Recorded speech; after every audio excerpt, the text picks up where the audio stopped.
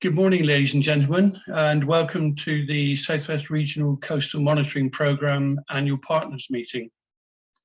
As Josie says, my name is John Cocker. I have the dual privilege of chairing the Southwest Coastal Group and chairing this programme, which is celebrating its 15th year of providing reliable data to all of our partners and the coastal risk management authorities for approximately 2,400 kilometres of coastline in this region of England. I'm pleased to welcome you today to our meeting, and I hope, as Josie has said, that we all meet in person as soon as the COVID situation allows. Through necessity, we've accelerated our learning and experience of working and communicating over long distances due to COVID distancing. And I'm sure that we will benefit from the advantages and efficiencies of mixing remote and face-to-face working as we go forward. Could I have the next slide, please, Josie? Of course.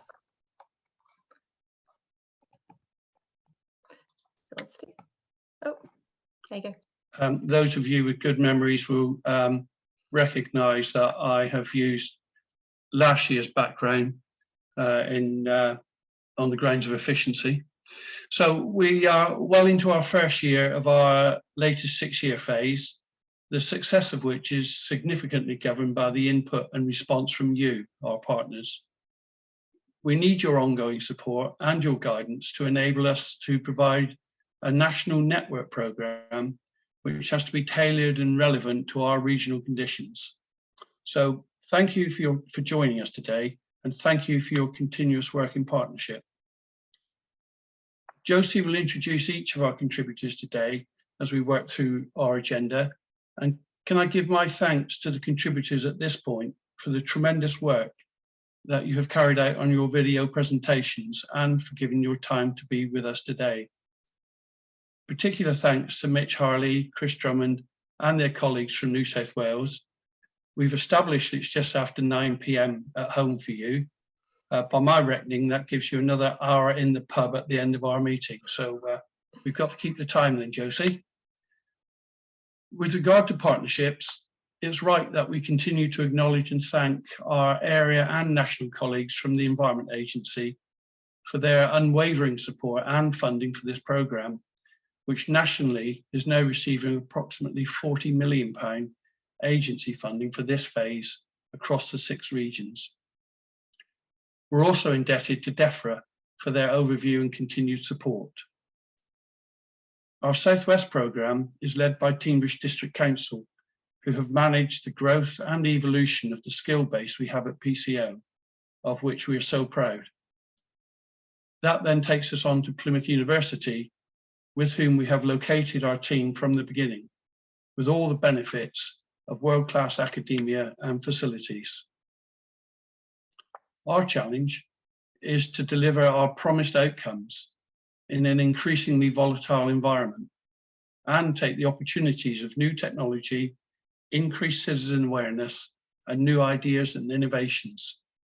So the presentations we're discussing today give us another opportunity to adopt and adapt those ideas, your ideas, into our projects, excuse me, for the benefit of our coastal communities. Last slide, please, Josie.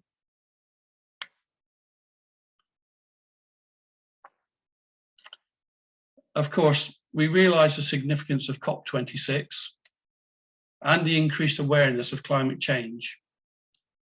And it's important that we continue to provide truthful, reliable information, which forms the base evidence for the billions of pounds being invested on coastal management, so that our children and their children have an expectation of a safe, adaptable future. So once again, thank you for sharing your knowledge with us, and thank you for helping us deliver your programme. I'll hand over now to Joe to provide us with the latest update on the programme and on PCO. Thank you. Over to you then, Joe.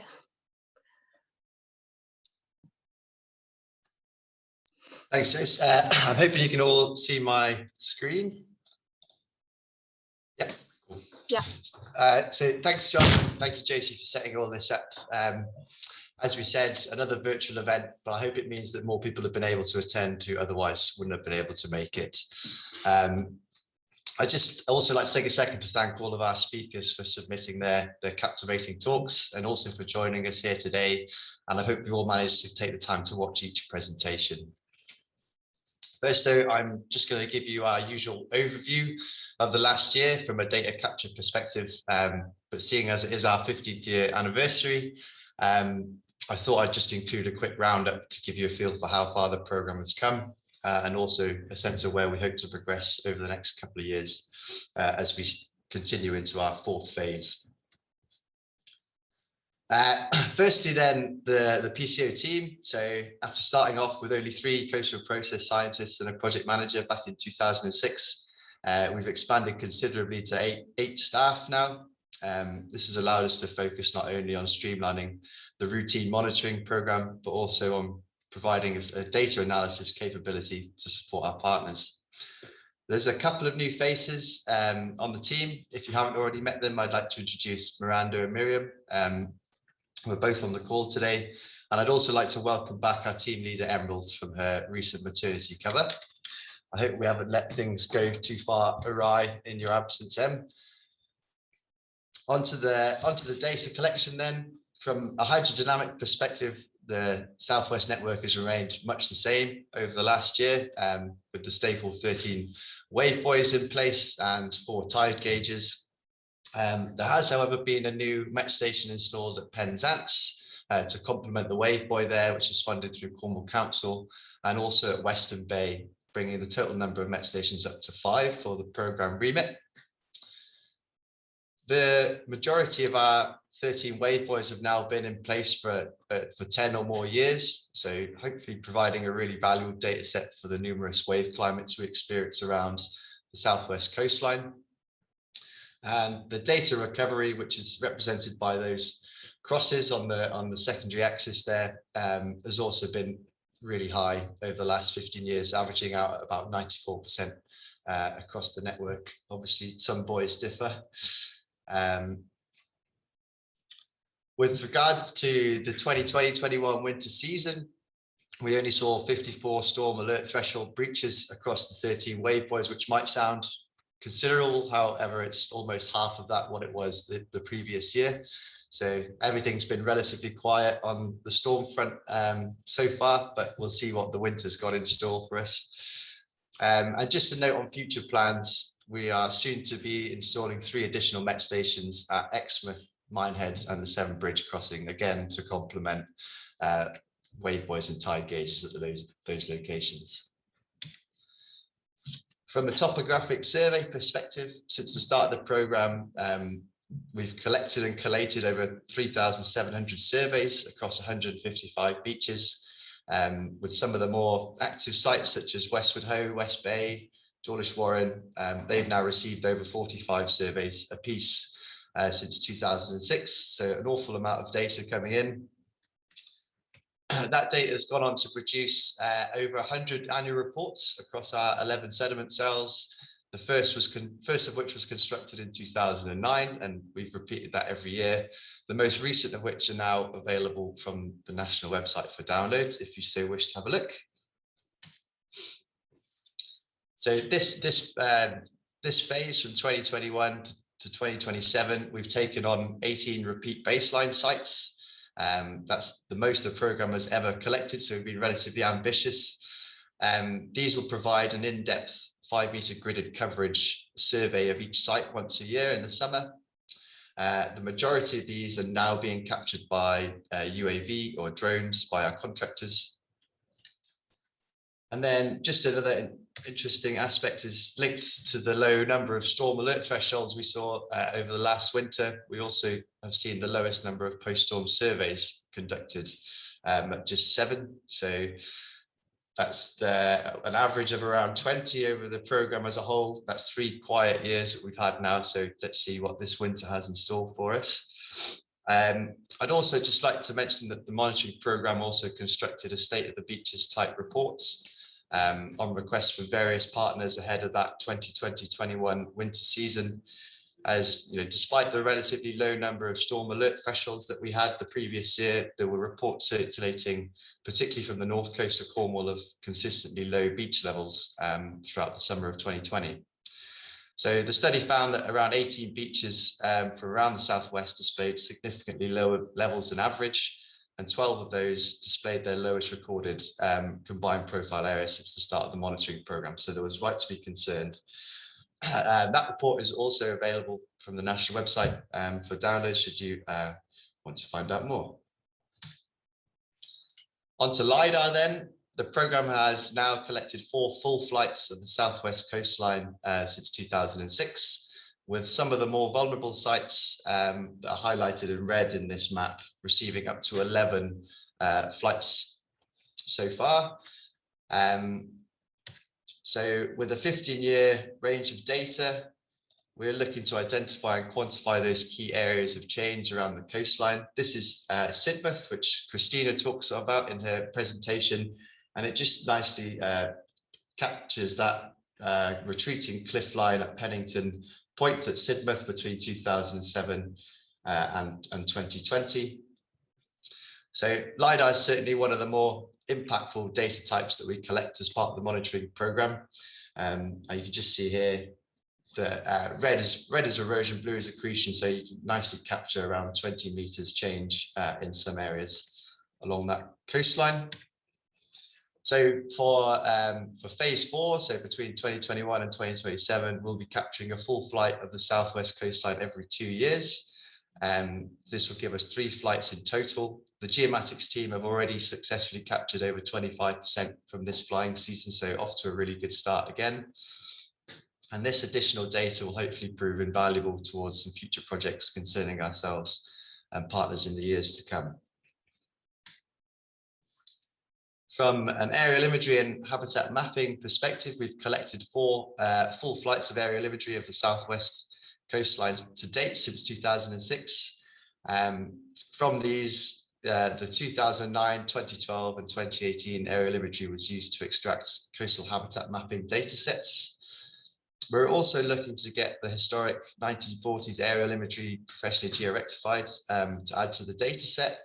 This is to hopefully show how key elements of the coast have evolved over a longer period of time.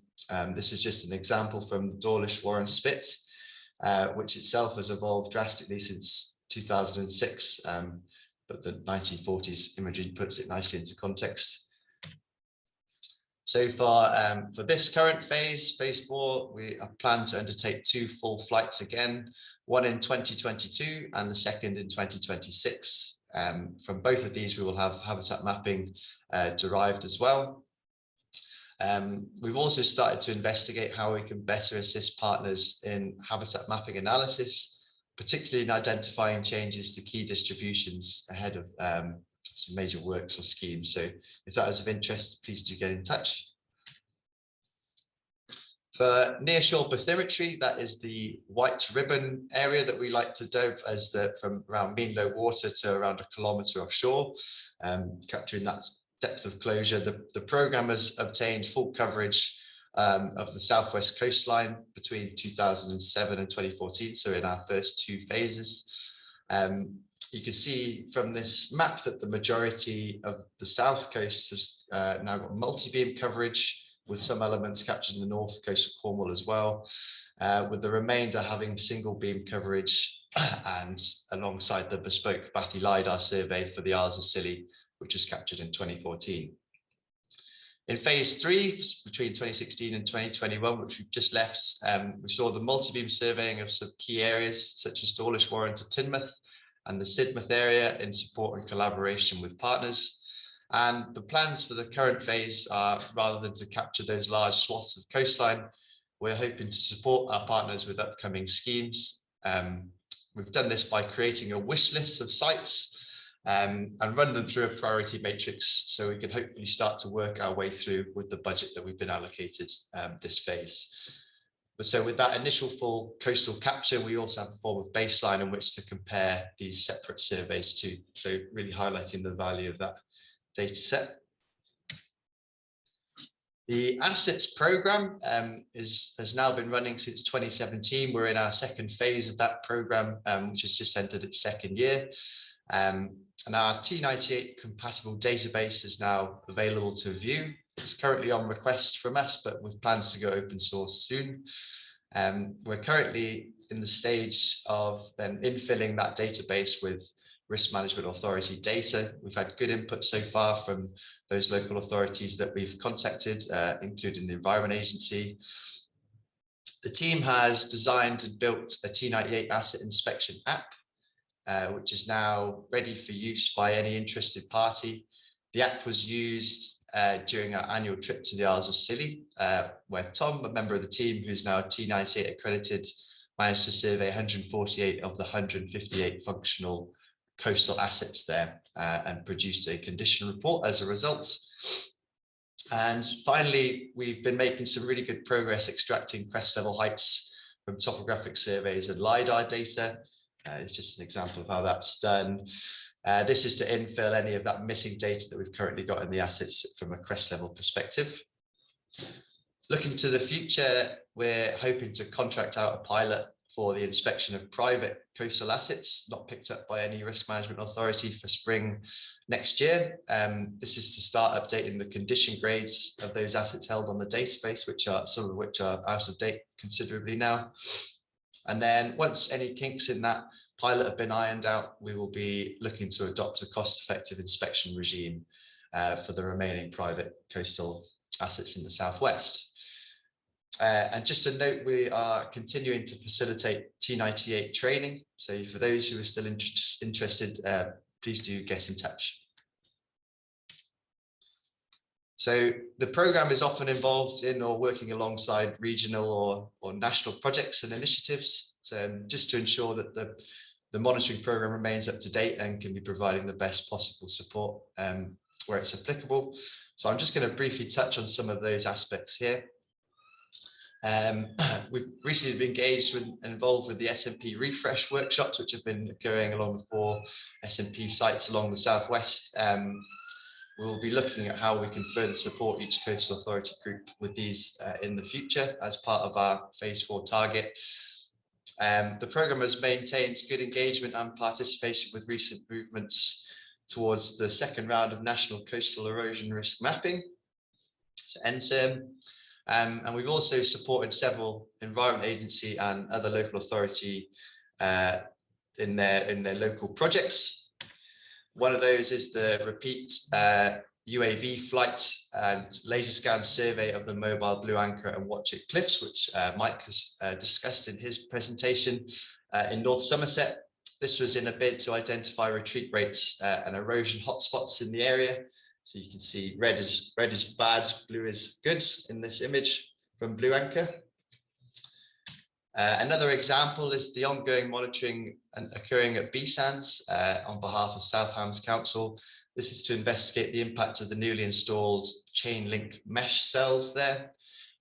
We've done an initial laser scan survey when production was near finished, and we'll be returning after the winter period to assess its impact. We've been maintaining a close understanding of the present capabilities of Earth observation and how these data sets could support and enhance the current data which is routinely collected by the programme. This has been achieved through working alongside the satellite catapult and the coastal resilience from space work headed by the British Geological Society. And then there is also maintaining contact through several working groups, including that National Earth Observation, the Southwest CCMA Working Group, so Coastal Change Management Areas, the Environment Agency National Assets Subgroup, and the Autonomous Rover Investigative Group headed by the Welsh Coastal Monitoring Centre and Gwyn, who's also on the call today. Finally, then, just to touch upon some additional projects that we'll be looking to advance this next 6-year phase. The first of which being CoastSnap, all inspired by Mitch Harley and the team from the Water Research Laboratory, is one of our guest speakers today on the subject. So we now have 13 stations installed across the southwest, with well over 7,000 images submitted from all of those sites since January 2020. So a really large data set collected now. We'll be looking to undertake some analysis for each of these sites and hopefully procure a master's student onto the project to further the work. We are a partner on the successful Environment Agency Resilience Innovation Fund. The project is called Making Space for Sand, which will be providing an assessment into the past, present and future status of 40 dune system sites in Cornwall. This is alongside Cornwall Council, Cornwall Wildlife Trust and the University of Plymouth and a number of other key stakeholders. The project will also be looking to work with communities to help sustain coastal sand dune environments. And much of the data analysis for the output will rely heavily on program obtained data. We're also trialing the Piglet, which is a small uncrewed surface vessel capable of conducting rapid deployment nearshore single beam surveys. This is with the intention of post-storm capture or repeat surveys for key areas. The project is working alongside Plymouth University's Coastal Process Research Group, and we are hoping to obtain a master's student to further the investigation into the trials and capabilities of this product. And finally, we'll be looking to trial and implement the Canterbury City Council beach analysis tool and adopt trigger levels initially for the shingle beach management plan sites that we have in the programme remit.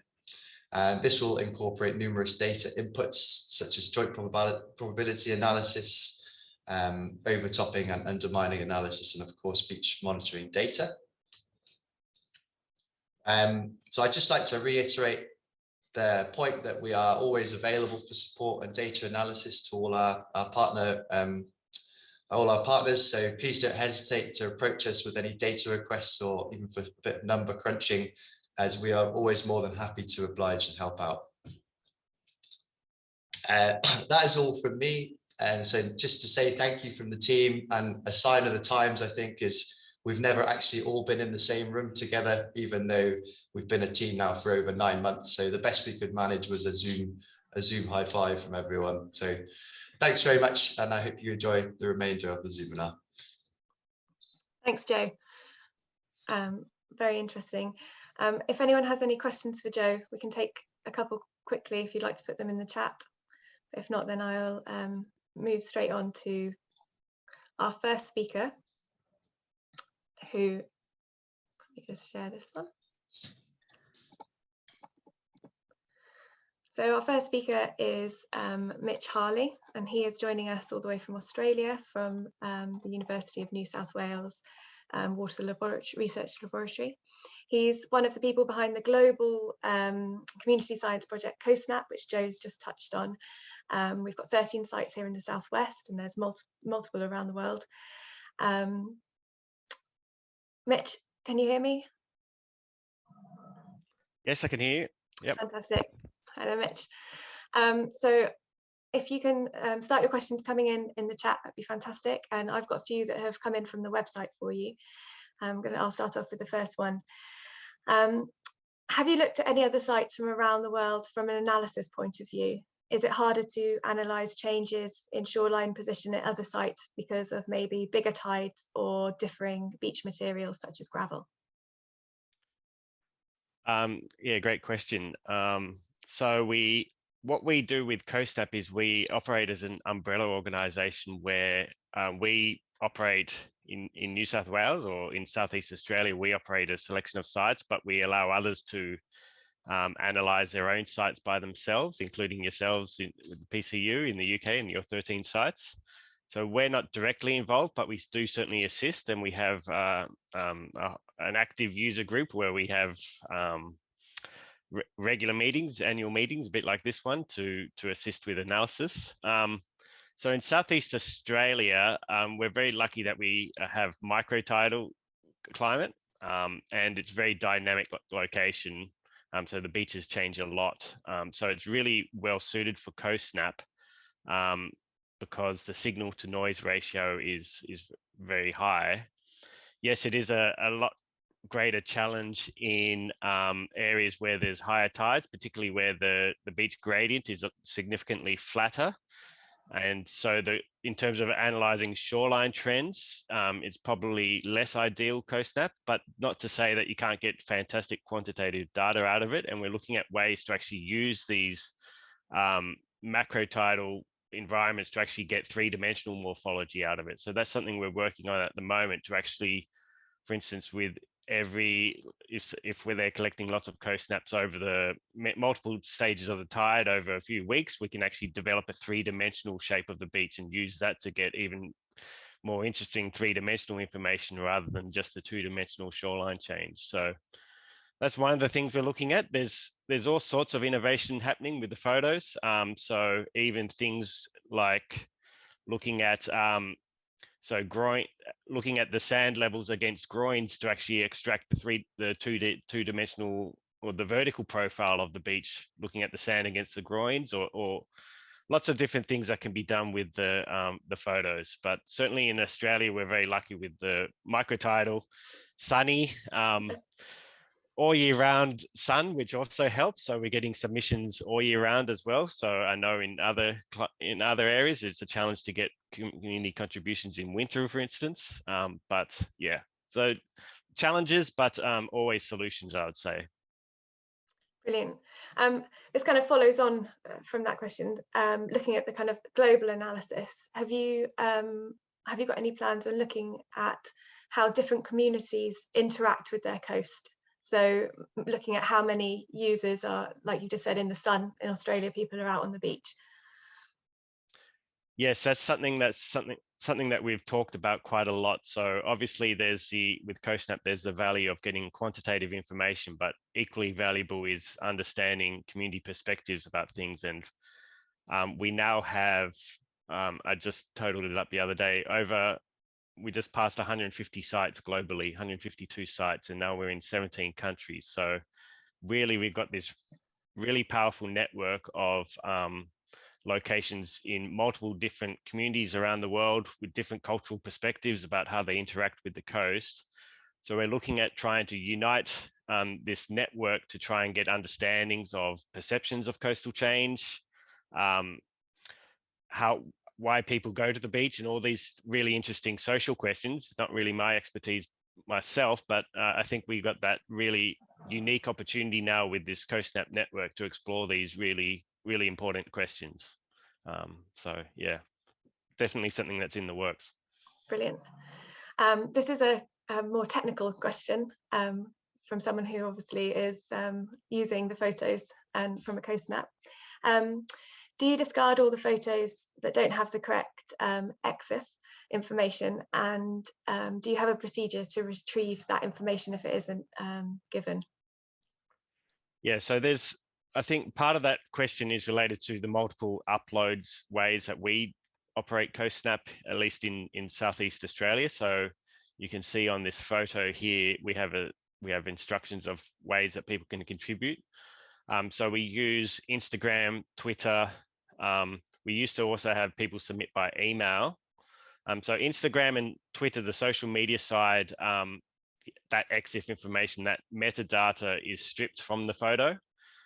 So we actually asked people to state the photo time when they took the photo, because obviously that's very important to then get the tide stage at that time. Now we also have the app, a CoSnap app, which actually where you can have greater control of that metadata, and through that we can then get the quite accurately the stage of the tides. But we do have in our database, we have a kind of a key system where we flag the quality of the time stamp for each image. So if it's high quality, we know that it's accurate to within, say, 5 minutes. If it's medium quality, we know it's accurate to about an hour. If we don't have a good understanding of the time, then we just flag that as poor quality, and we don't use that in our quantitative analysis. Okay, thank you. Joe, is there some questions in the chat? Yeah, it's a question from Mike Walden. Mitch, say, does CoSnap have sites with more than one observation point to help build a 3D picture? No, not yet. I mean, that's something we've trialed. It's technically a lot more challenging. So I guess that's referring to something like structure from motion, 3D photogrammetry kind of techniques. We haven't looked in. There has been some researchers that looked into it.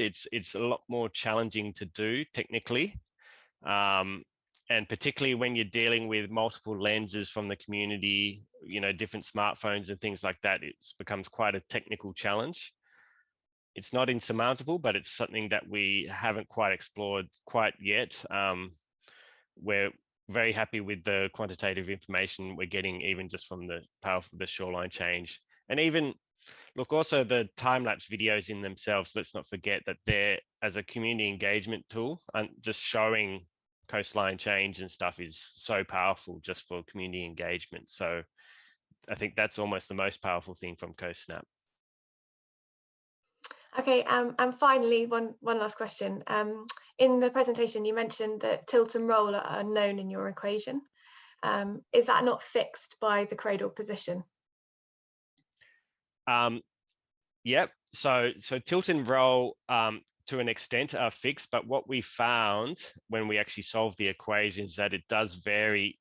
The cradle does do a good job, but it still varies about, I think we found about 2 degrees on average, and that 2 degrees is significant enough to make significant impacts on the accuracy of the shorelines itself. So we found that it's better to just use the cradle as the initial estimate of the tilt and roll, and then let the algorithms solve for that using the ground control points in the image. And through that process, we're able to get much greater accuracy, both in the rectification process and then mapping the shoreline. So yes, the cradle does do a good job, but people stick the smartphone slightly in differently in the cradle, or they've got a different phone, or they've got a cover for their smartphone and things like this, all sorts of variables which can cause some changes, which do make a big difference actually. Okay, brilliant. Thank you, Mitch, for answering those questions. That's fantastic. I'm going to move on to your colleague now, who is Chris. Chris, are you there? Yes, I'm here. Thank you for having me. Fantastic. This is Chris Drummond. He's also joining us from Australia. He's a senior coastal engineer and remote sensing expert from the University of New South Wales Water Research Laboratory. Chris has been using smart cameras and machine learning to understand beach use and coastal change. I shall move you onto his slide. Absolutely fascinating presentation. Thank you very much. We've had quite a lot of questions in for you from the website. And the first one is, in Australia, is beach usage an important factor when considering what actions and funding should be taken and what's provided? So when you're making management decisions and stuff, is beach usage a big factor in that? Absolutely. So within Australia, or within New South Wales, which is the region where I hail from, understanding which beaches have more value to the community is a really key part of the way that we allocate funding. With our coastline, if you decide that a particular area is at risk, our legislation requires you to then do quite a rigorous economic assessment to justify what action you might take to protect a particular part of the coast. And one of the key inputs for that is how many people visit that particular beach. And traditionally, we've just used the only data sets that are available to inform that, and they're likely to be lifeguard counts. But if you watch the presentation, sometimes the accuracy of lifeguard counts can be a little bit rubbery, just based on differences between one lifeguard and the other. So we saw there to be a real need to come up with a much more rigorous method to count people on the beach that's not subjective. Thank you. Okay, this is quite a long one. We're more used to thinking of coastal monitoring, including camera or video monitoring, as a process to gather data that will help us understand the physical process in relation to beach safety. But with this type of continuous feed that you have, it opens up possibilities of using the information in a socio-economic context, which you touched in your presentation. So literally, you're looking at the business of the beach. So are you looking to utilize this information that you're collecting to look at that kind of economic value of the beach? Yeah, absolutely. So we're kind of only just embarking on this journey of understanding what we could do with this data. Myself, I come from an engineering background. So when I think of monitoring the coast, I think of its physical parameters like the question mentioned. But now that we're starting to push into the psychology and the sociology of how people interact with the beach, we're starting to see lots of opportunities for research, looking at things like what's the width of the beach that a community expects to service a particular community. How wide does the beach need to be for a community in one area versus the other? If you build a seawall and that pinches how much dry beach is available, how does that impact on the community? And so it's really new ground that we're starting to move into. But I certainly think other things such as climate change and sea level rise that are going to put pressure on how wide our beaches may be, then I think it's really important to look at these trends in beach usage. So watch this space and see where we can go with teasing out the interaction of people counts and shoreline monitoring. Okay, and this is a kind of technical one. What's the program? What program is the machine learning model written in? So Python is what a lot of the machine learning algorithms run on. With the particular model that I've found the most success with, there's a model called YOLO, which stands for You Only Look Once. And that's a really computationally efficient way of counting people or object detection. Instead of looking at every individual pixel, it just looks at an image once, and it's really a good way of detecting all the people in it. So you can run the algorithm really quickly, but you also get really good accuracy. And there's been quite a bit of effort in the research community in that particular model, and at the moment they're up to YOLO version 5. So I've tried out lots of different machine learning models, but that's the best one that I've found so far. Excellent. This is quite a good one, actually. So you mentioned in your presentation the machine learning's been used to identify rip currents before. Can you link this into community awareness, and could it be used in kind of real time on the beach to identify as rips develop?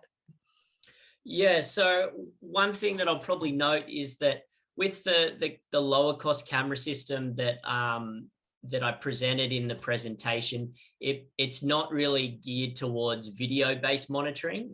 The trail cameras, I've got one just here, they're good at taking photos every 15 minutes, but they're limited to taking a 10-second video grab at the same time, and that may not be enough of a video frame to detect rips. But certainly some of the more sophisticated systems that we run on the Gold Coast in northern Australia, they're video-based systems, and they're really good at detecting rip currents. But in that particular program, you start to get into this gray area where if you're starting to detect where rips are and you're telling that to the community, how do you ensure that you don't open yourself up to litigation? If, for example, you say there's no rips and someone drowns in a rip, are you to blame? So we're certainly looking into how you might technically detect rips, and there's a lot of groups around the world. I haven't personally used machine learning to detect rips. We've used traditional image-based methods, but there are some researchers in the United States that are starting to use machine learning to detect rips, and that's really great. So you kind of need to manage the technical aspect, and that's quite promising. But the social aspect of delivering this information to the public in a way that is meaningful but also understandable is really important. And Mitch is on the line still there. Mitch has got some ideas about citizen science-based rip detection. And so maybe there will be a new citizen science project similar to CoSnap that may be geared towards RIP tracking. I don't know if you want to say anything, Mitch. Oh, I could just touch on it. Yeah, so we're actually looking at this right at this moment. So extending CoSnap to RIP detection, where get the community to take video grabs of the beach and then using machine learning to detect RIPs. But that's more from a community education perspective, so that I mean, the main challenge with RIP currents in Australia is educating the public as to where they are. So using this as a tool for education rather than necessarily using it as a don't go here thing, which, as Chris was touching on, has those challenges of legal issues and things like that. Oh, that sounds fascinating. I hope we can roll that out to us as well, and we can get involved in that. Okay, Chris, and finally, could you place a camera looking at a cliff face or section of cliff and teach it to identify and teach the algorithm to identify changes in the cliff face to indicate if it's becoming unstable? Yeah, look, I'm sure anything's possible. I was chatting to Mitch earlier and saying I'm so glad we don't have to deal with crumbly cliffs as like you guys do. Once you've got the images and you've got a nice, easy system to deploy to capture the images, then you really have a lot of opportunity to extend your analysis. So I would say, yes, there is absolutely the opportunity to monitor, cliff movement, so long as it's not too slow. If it's the order of centimeters over a course of a number of years, you might struggle. But if it's eroding at quite a similar rate to what you see of coastlines, then I think you could definitely be able to detect it. But the other thing is, with all these image-based survey techniques, they capture, like, an image truly does capture 1,000 words, and with things like cliff erosion that are quite complex, you might be able to see things that conventional survey techniques may not pick up on, and it's a really useful piece of the puzzle when you're trying to understand coastal change, to be able to refer back to an image if there's something strange in your data set and you look at it and, I don't know, maybe a bush has grown in an area where you think it's actually accreting. So yeah, I think having a reliable system that's easy to deploy, and the trail cams are very simple, I think they have a lot of applications in many other areas other than shoreline change and people counting. Fantastic. Brilliant. Thank you very much. Thank you, Chris. No worries. I'm going to move on to our next speaker now, and that's Mike Williams. Mike, can you hear me? I can.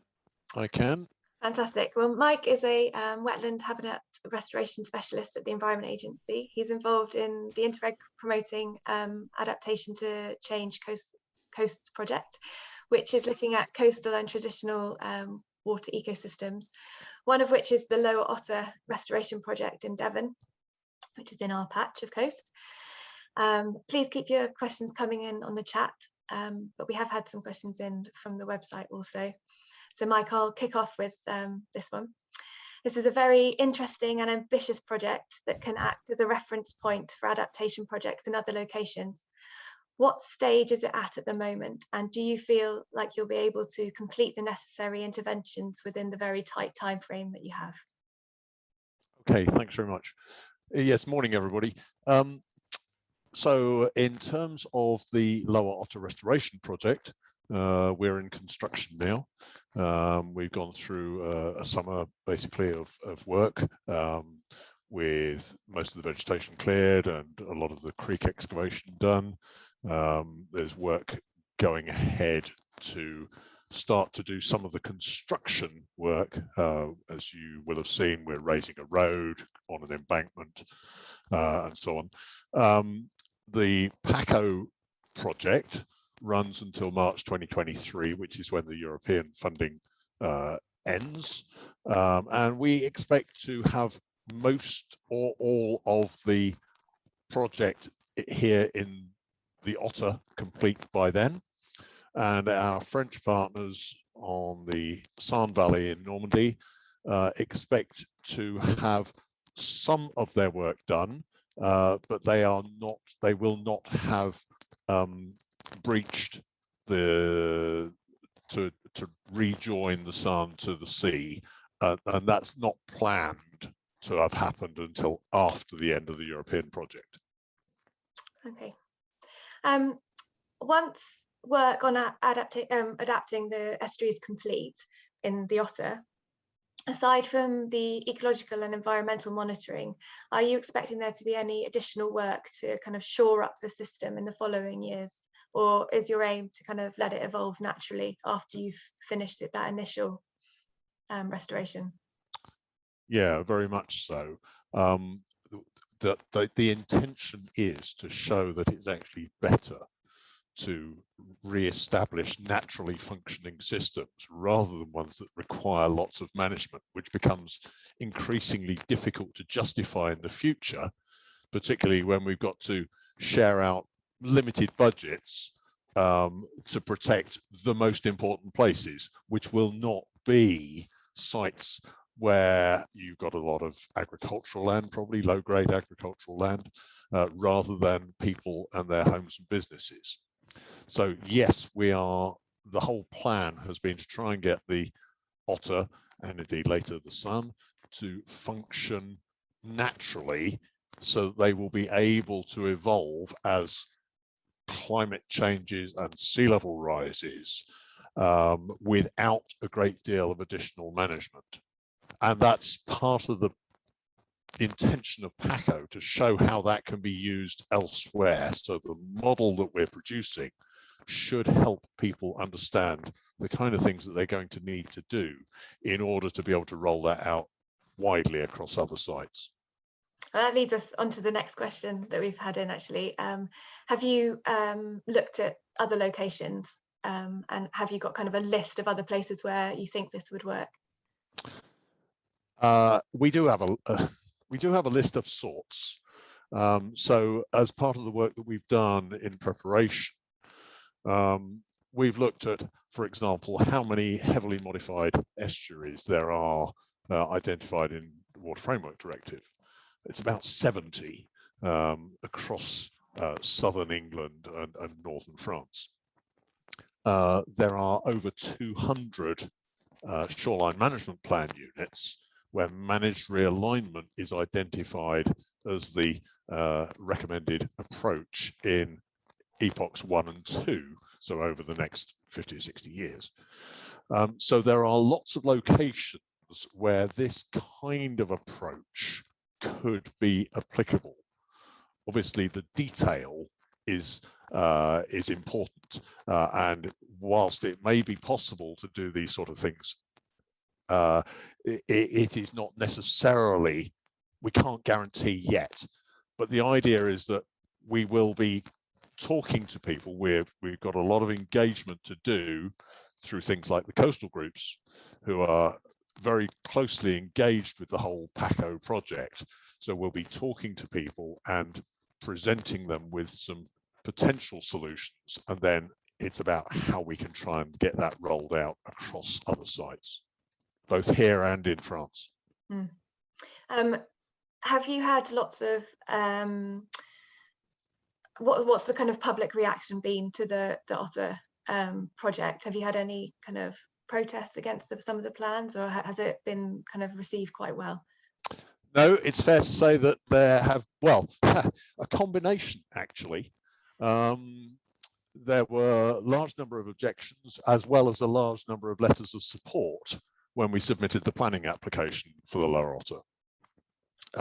There is almost inevitably resistance to change. Change scares people, and people are concerned about it.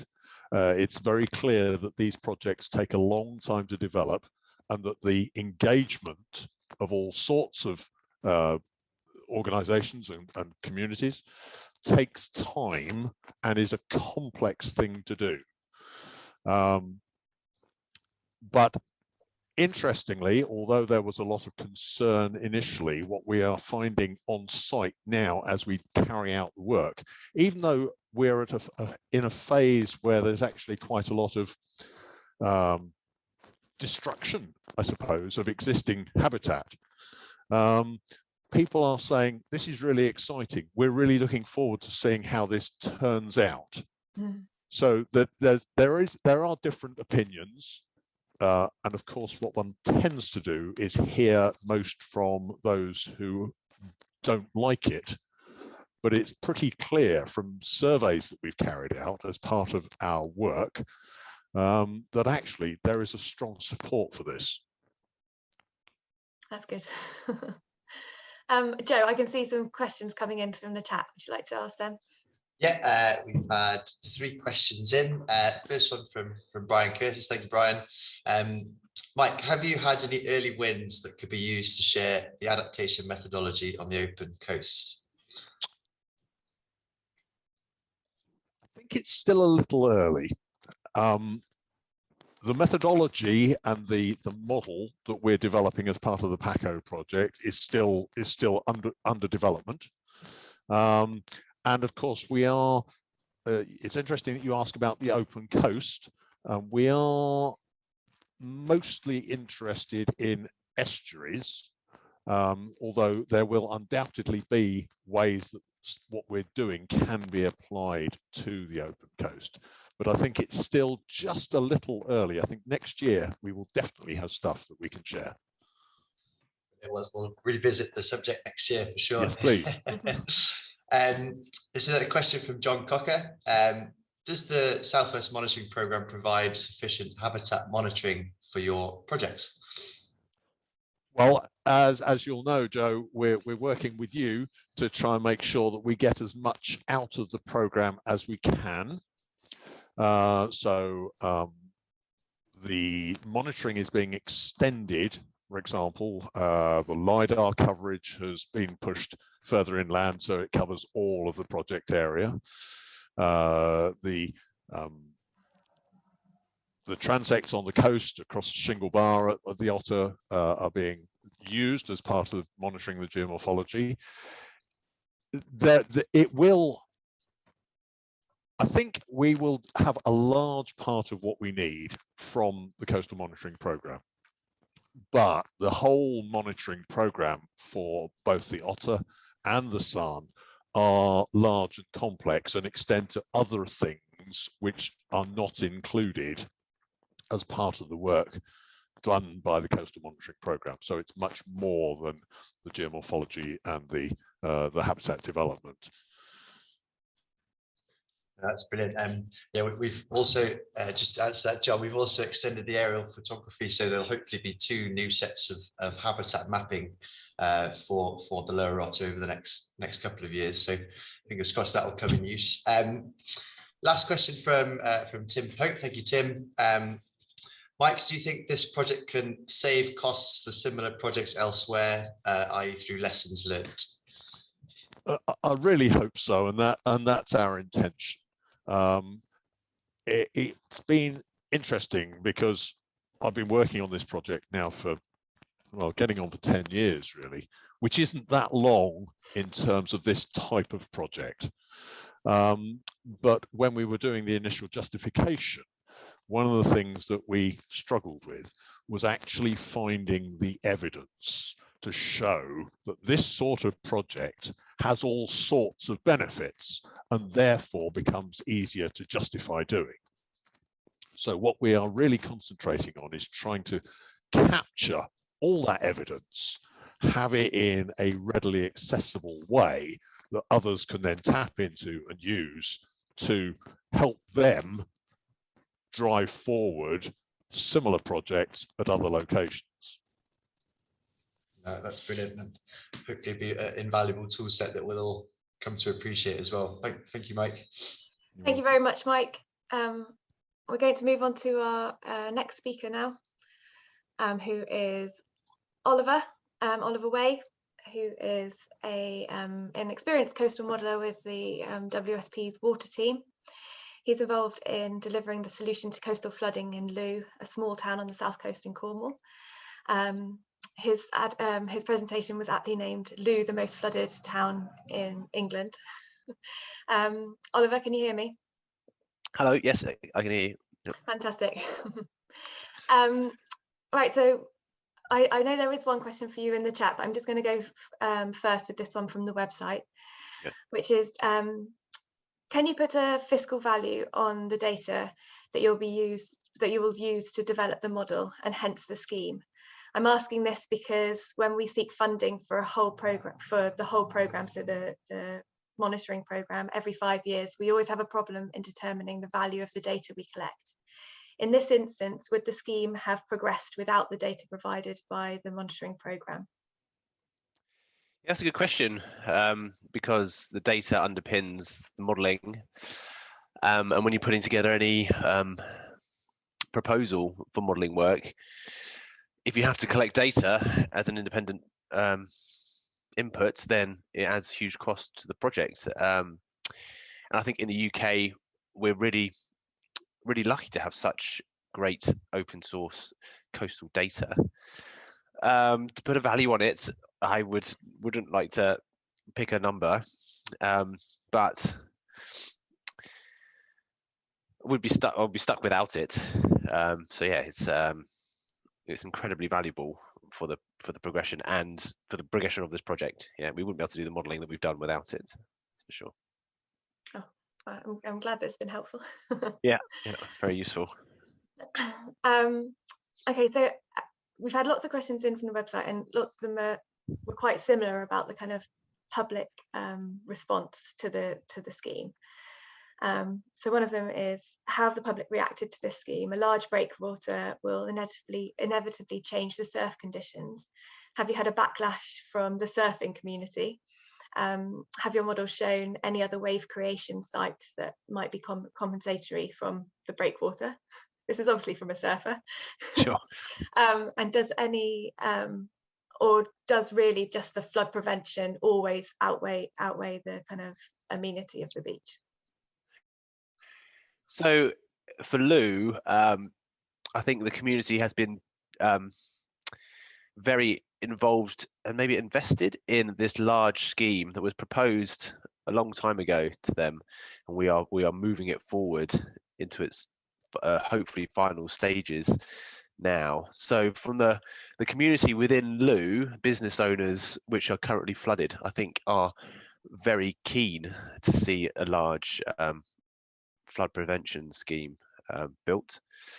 In terms of the amenity value of surfing at Lou and water users there, it will certainly change the wave conditions. That's certain. Large breakwater offer greater sheltering than is currently seen at the beach, but there's a possibility that it will just allow good surfing conditions under different conditions. So it may be more sheltered during large southwesterly storms. Maybe that provides better conditions for surfers in different times than it currently works. But I don't think, well, my understanding that Lou isn't the best surfing beach, and so maybe doesn't. But I'm sure it is seen as a nice asset locally, but I don't think people flock there to surf. No, I'm not sure if they do. I have seen people surfing there before. There's probably three core people that go in. Yeah. Who it will affect the most. So in your presentation, you mentioned that you were starting to do some sediment movement studies. Have you started looking at where the sediment source is for the beach and how this would be affected by a new breakwater? And could it be detrimental to the amenity of the beach? Yeah, so that is one of the key topics of the next phase of the modelling. So we are going to produce a coupled tide, wave and sediment transport model to show sediment transport pathways and changes to those pathways resulting from the large breakwater. We've collected sediment samples along the beach. We are collecting turbidity measurements coming down the river. And we are going to be looking at the impact of changes in sediment dynamics within the harbour itself, to see if it has any sedimentation impacts, any scour effects around the entrance of the breakwaters on the East Lou Beach, and also wider impacts to the eelgrass beds, which are just offshore. Okay, that leads us nicely actually into the next question that we've had. So you've covered lots of things about wave, the physical aspects of the wave and the sediment climate and Loo. But have you looked at other aspects, or will you be looking at other aspects such as changes in habitats as part of the modelling? They finished their questions with, you obviously don't want to design a flood defence that wipes out key ecological features of the estuary. Yeah, absolutely. And you're changing the dynamics of the estuary by impounding water with the tidal gates. And we are changing the we're rerouting the ebbing tide coming out of the estuary mouth with a large breakwater structure. So that does change current day conditions, but our hoping to answer those questions with the next phase of the analysis. Really, those are all hot topics that will be answered.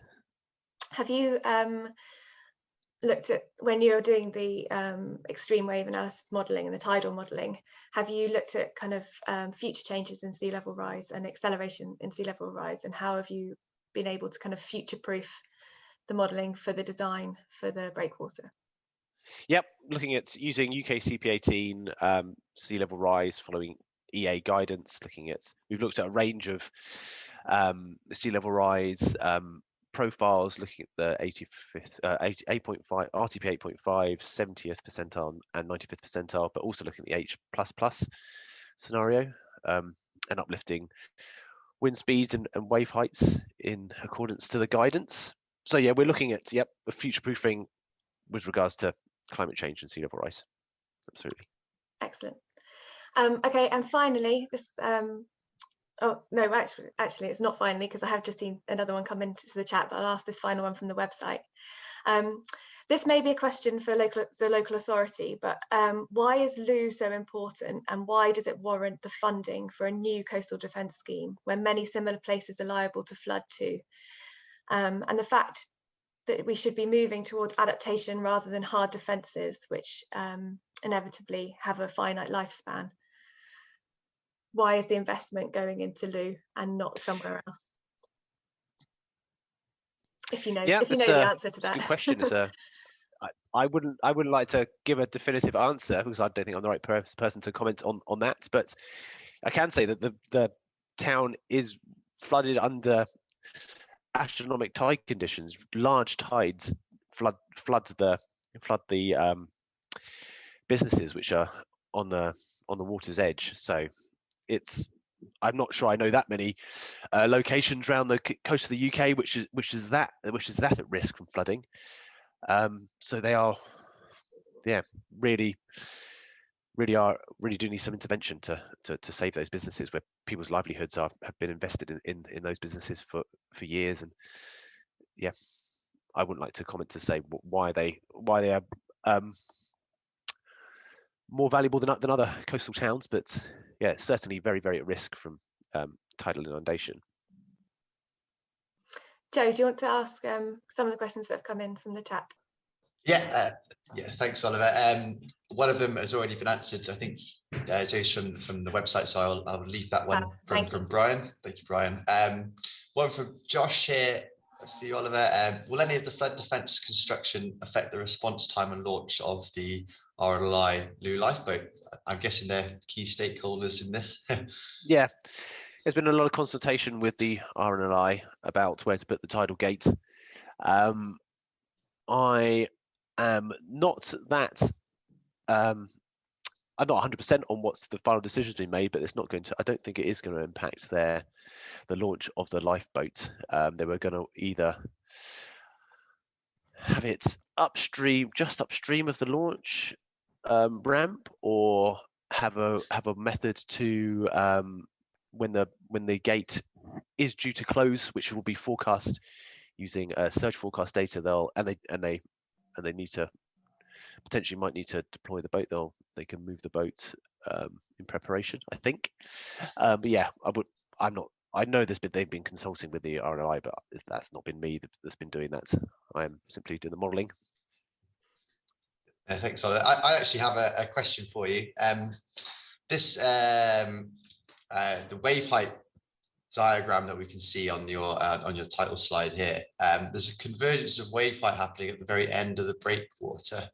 I was wondering if you had anything to comment on or shed some light on what's happening there.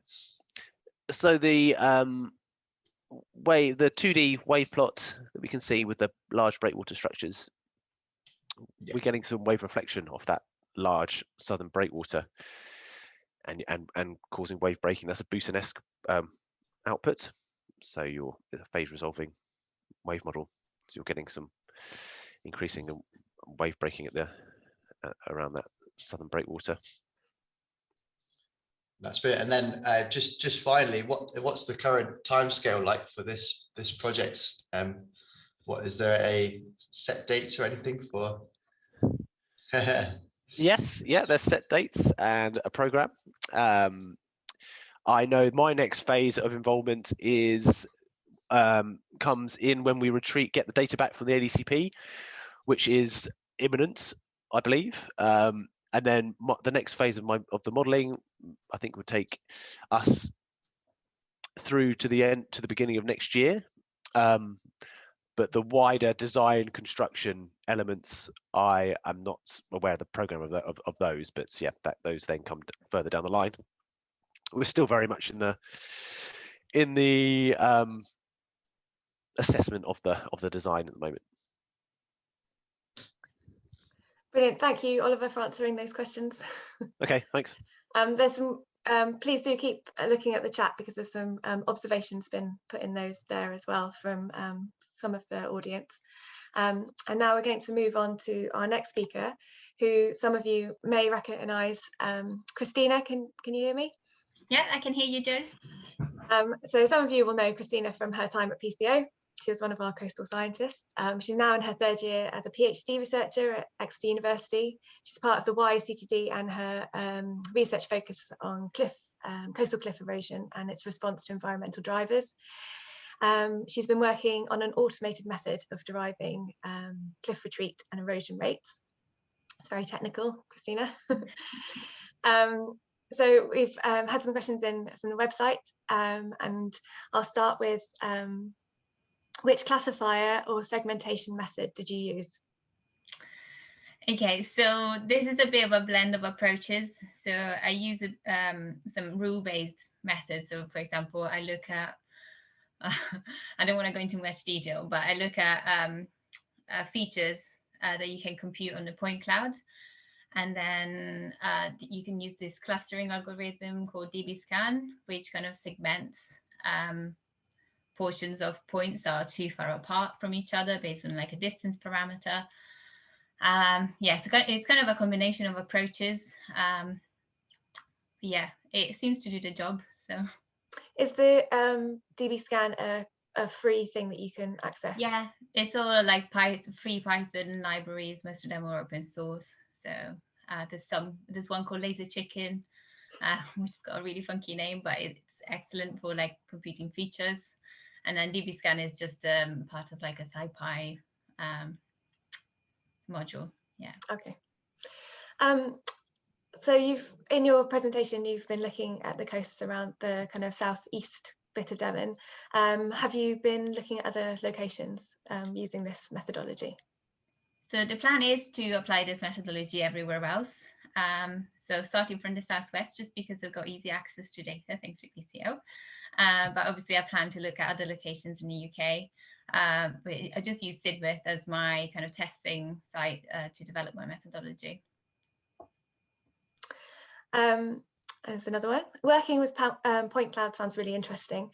Are you using a special computer? In the past, when I've tried to use point cloud data, it's simply too big to work with efficiently.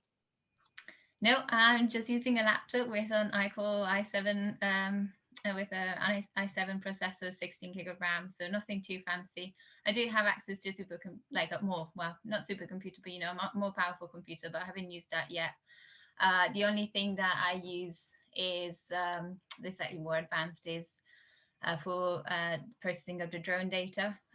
That is quite computer intensive, so I do the processing on the cloud using Metashape Cloud, which use like a free version of, well, it's the university's license, but there's like a limited amount of hours I can use per month, and they seem to do the job for what I do. So okay. Did you come across any issues with overshadowing on the cliff face when comparing volumes from separate flights? yeah, so you definitely still get the same problem that you would get with the digital elevation model, but that is much less because you can actually see each individual point. So there are areas, for example, at the base of the cliff, especially in the earlier sets I found, these are shadow areas. So there are gaps, but the gaps seem, so what happens when you compare two sets, it will only use common kind of sets of points. So I don't think it will be a problem in terms of calculating volumes. Okay. Have you compared 2D and 3D volumetric values, and do they provide similar results when measuring cliff loss? Yeah, so that's my next step. But it will definitely do that because I think it will show either the value or not the value of using this approach. Okay. we look forward to seeing that. Yeah. Okay, and are you able to use the point cloud data to give you a relatively good cliff top and toe position? And if so, have you compared your automated cliff top and toe line with others derived manually or with other methods from the same LiDAR dataset?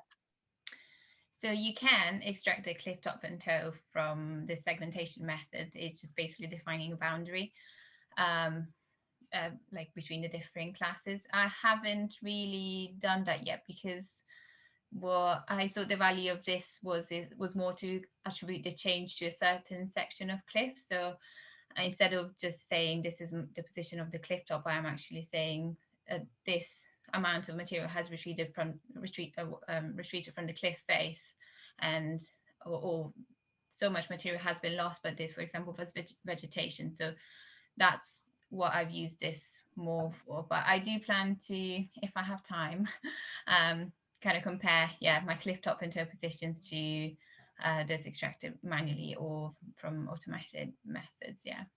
Excellent. Well, maybe that's something we can help you with, because we've got our cliff line data set that we could use to help you compare that. Will there be an automated end product of your project that we can use to calculate cliff retreat, like a tool or a plugin?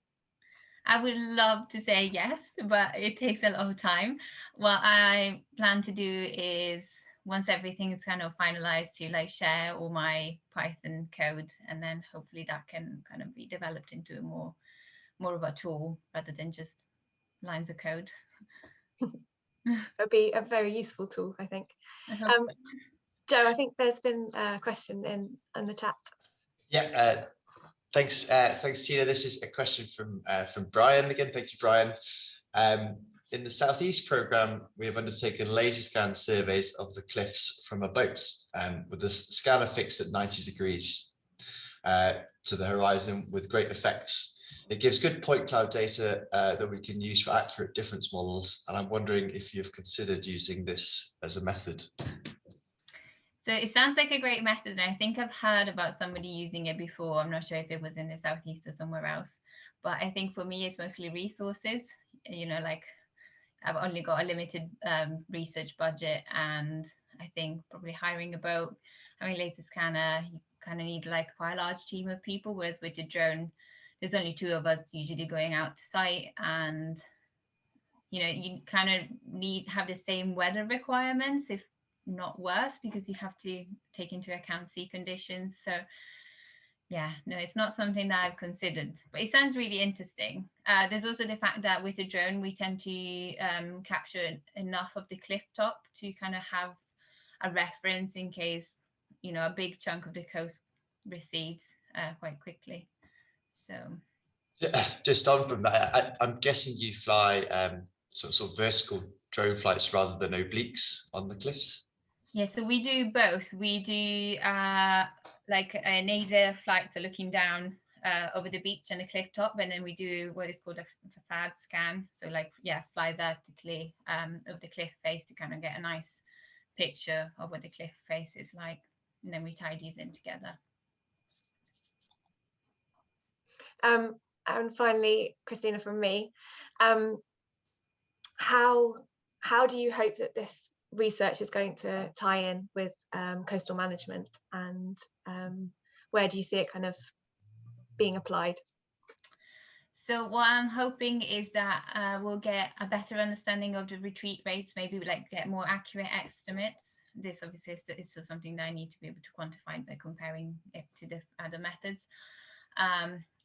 But also by comparing each individual LiDAR set to the next one, we can kind of reconstruct the time series of events and link that to the environmental drivers of change. So I hope it can in the future inform coastal management decisions. Sounds like it's a very, very interesting project that you're doing, and I look forward to seeing some of the results from it. I know that lots of us in the team want to use it, so thank you very much for joining us, Christina. Thank you for having me. You're very welcome. And our next speaker we're going to move on to is Gwyn Nelson. He is the director of the Welsh Coastal Monitoring Centre, and the Welsh Monitoring Centre has been active for the last 2 years, and they've been very busy in that time. Gwyn and his colleagues have developed a scheme of primary school work looking at coastal change and climate change. And Gwyn, can you hear me? Yeah, hello, thank you. Fantastic, brilliant. So I'll start with some of the questions we've had in from the website, but please do keep your questions coming in the chat. So the first question we have for you starts, great work, exclamation mark. I think, are you thinking of rolling out your educational campaign outside the formal education system? It seems to me that your 5Y diagram, which you used in your presentation, approach, and the resources you've developed could be used to, could be adapted to attract other sectors, to be used in other sectors as well. And the general population, so maybe with engagement with the general population. Yeah, thank you. Sorry, what was the question from that? The question is, are you thinking about rolling it outside of the school kind of program to engage with the general public? Yes, we'd love to. We'd love to do everything. Obviously, it's a resource issue. So the way we've started and everything that we work on, we deliberately build it in a way that it's documented so that other people can just pick up our work and adapt it themselves to use it. And we also try and make our work scalable, so it's part of a structure that we could then adapt and take to the wider public. Our next step, because this has been aimed at year 6 in primary schools, we'd like to obviously get into a lot of primary schools first, because we've only just done our first trial, so that's the first step. After that, start looking at a secondary school program. And then further public engagement.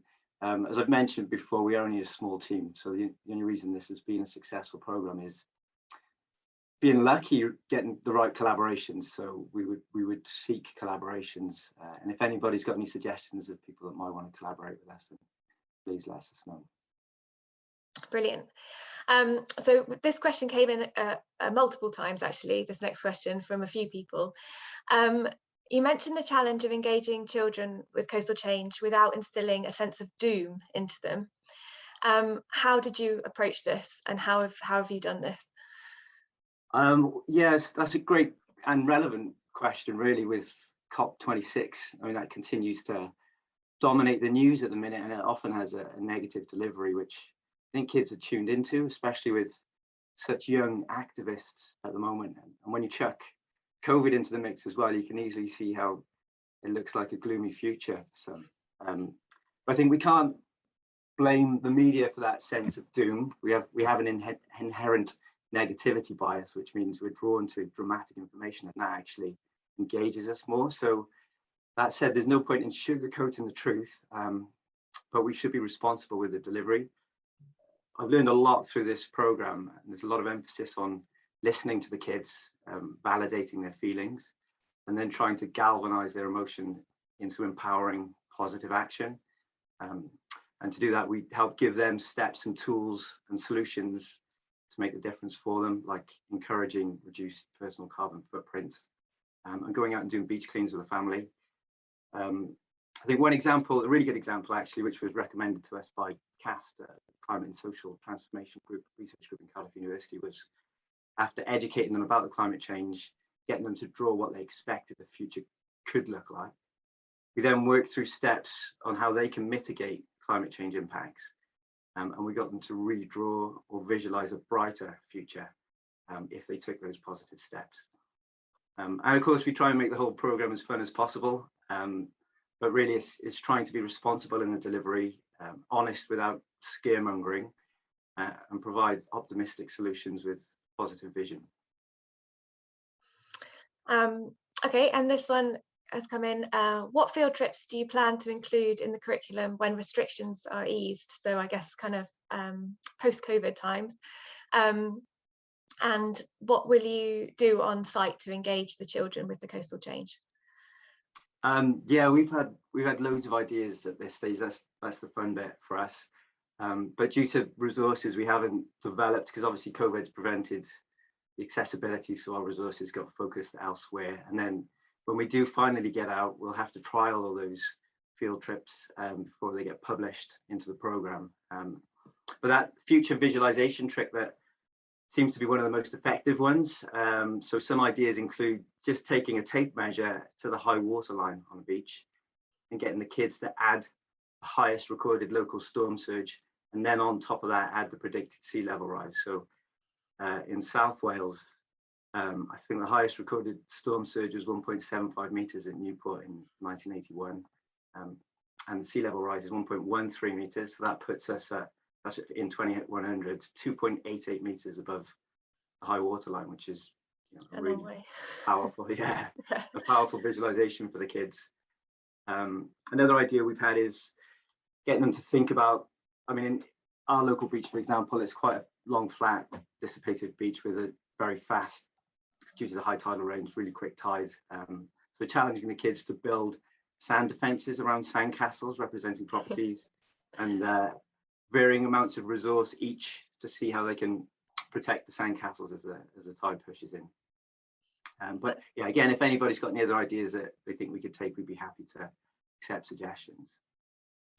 In your presentation, you showed some of the 360 case studies that you could immerse yourself in. Can you just give us a quick idea of how you made those? Yeah, so we actually used a free online tool called Clapty. We originally built them with, it was a purpose-built Google Cardboard tool, but that got rescinded, so we were lucky to find this second one because we'd already pre-built them. But literally, you just need a 360-degree camera photo, and then annotations that you can drop in. It's really easy to do. Where we couldn't get photos, we used Google Street View and downloaded. So Google Street View's got 360 of pretty much most places on the planet, including Bangladesh. Our first case study that was contributed was Coloroy Narrabeen, and that was from 360 Google Street View. That contribution from Andy Short in Sydney, he provided us a Word document with 5 or 6 short paragraphs and some accompanying images, and we just dropped them as annotations into the 360 images, ideally corresponding with features in the background of the image. And yeah, we've been lucky to have so many great contributions from lots of people. Did you find any correlation between the children who lived right near the sea and were more familiar with the coastal environment, and children who maybe lived a bit further away from the sea or didn't visit the sea as much as a family? Did you find the engagement with the children who live right near the sea higher than the other kids who live further away? Yeah, that's a good question. So at this time, the school that we've worked with mostly is a coastal school, and they can literally walk to the beach from their class, which they do. Amazing. Quite regularly. But we did early on, before completing the trial, visit a few inland schools.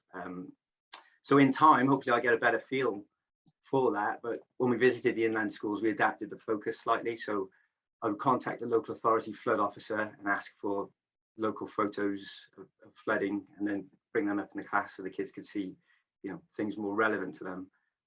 But in some ways, the kids that don't visit the beach very often are more engaged because they don't take it for granted.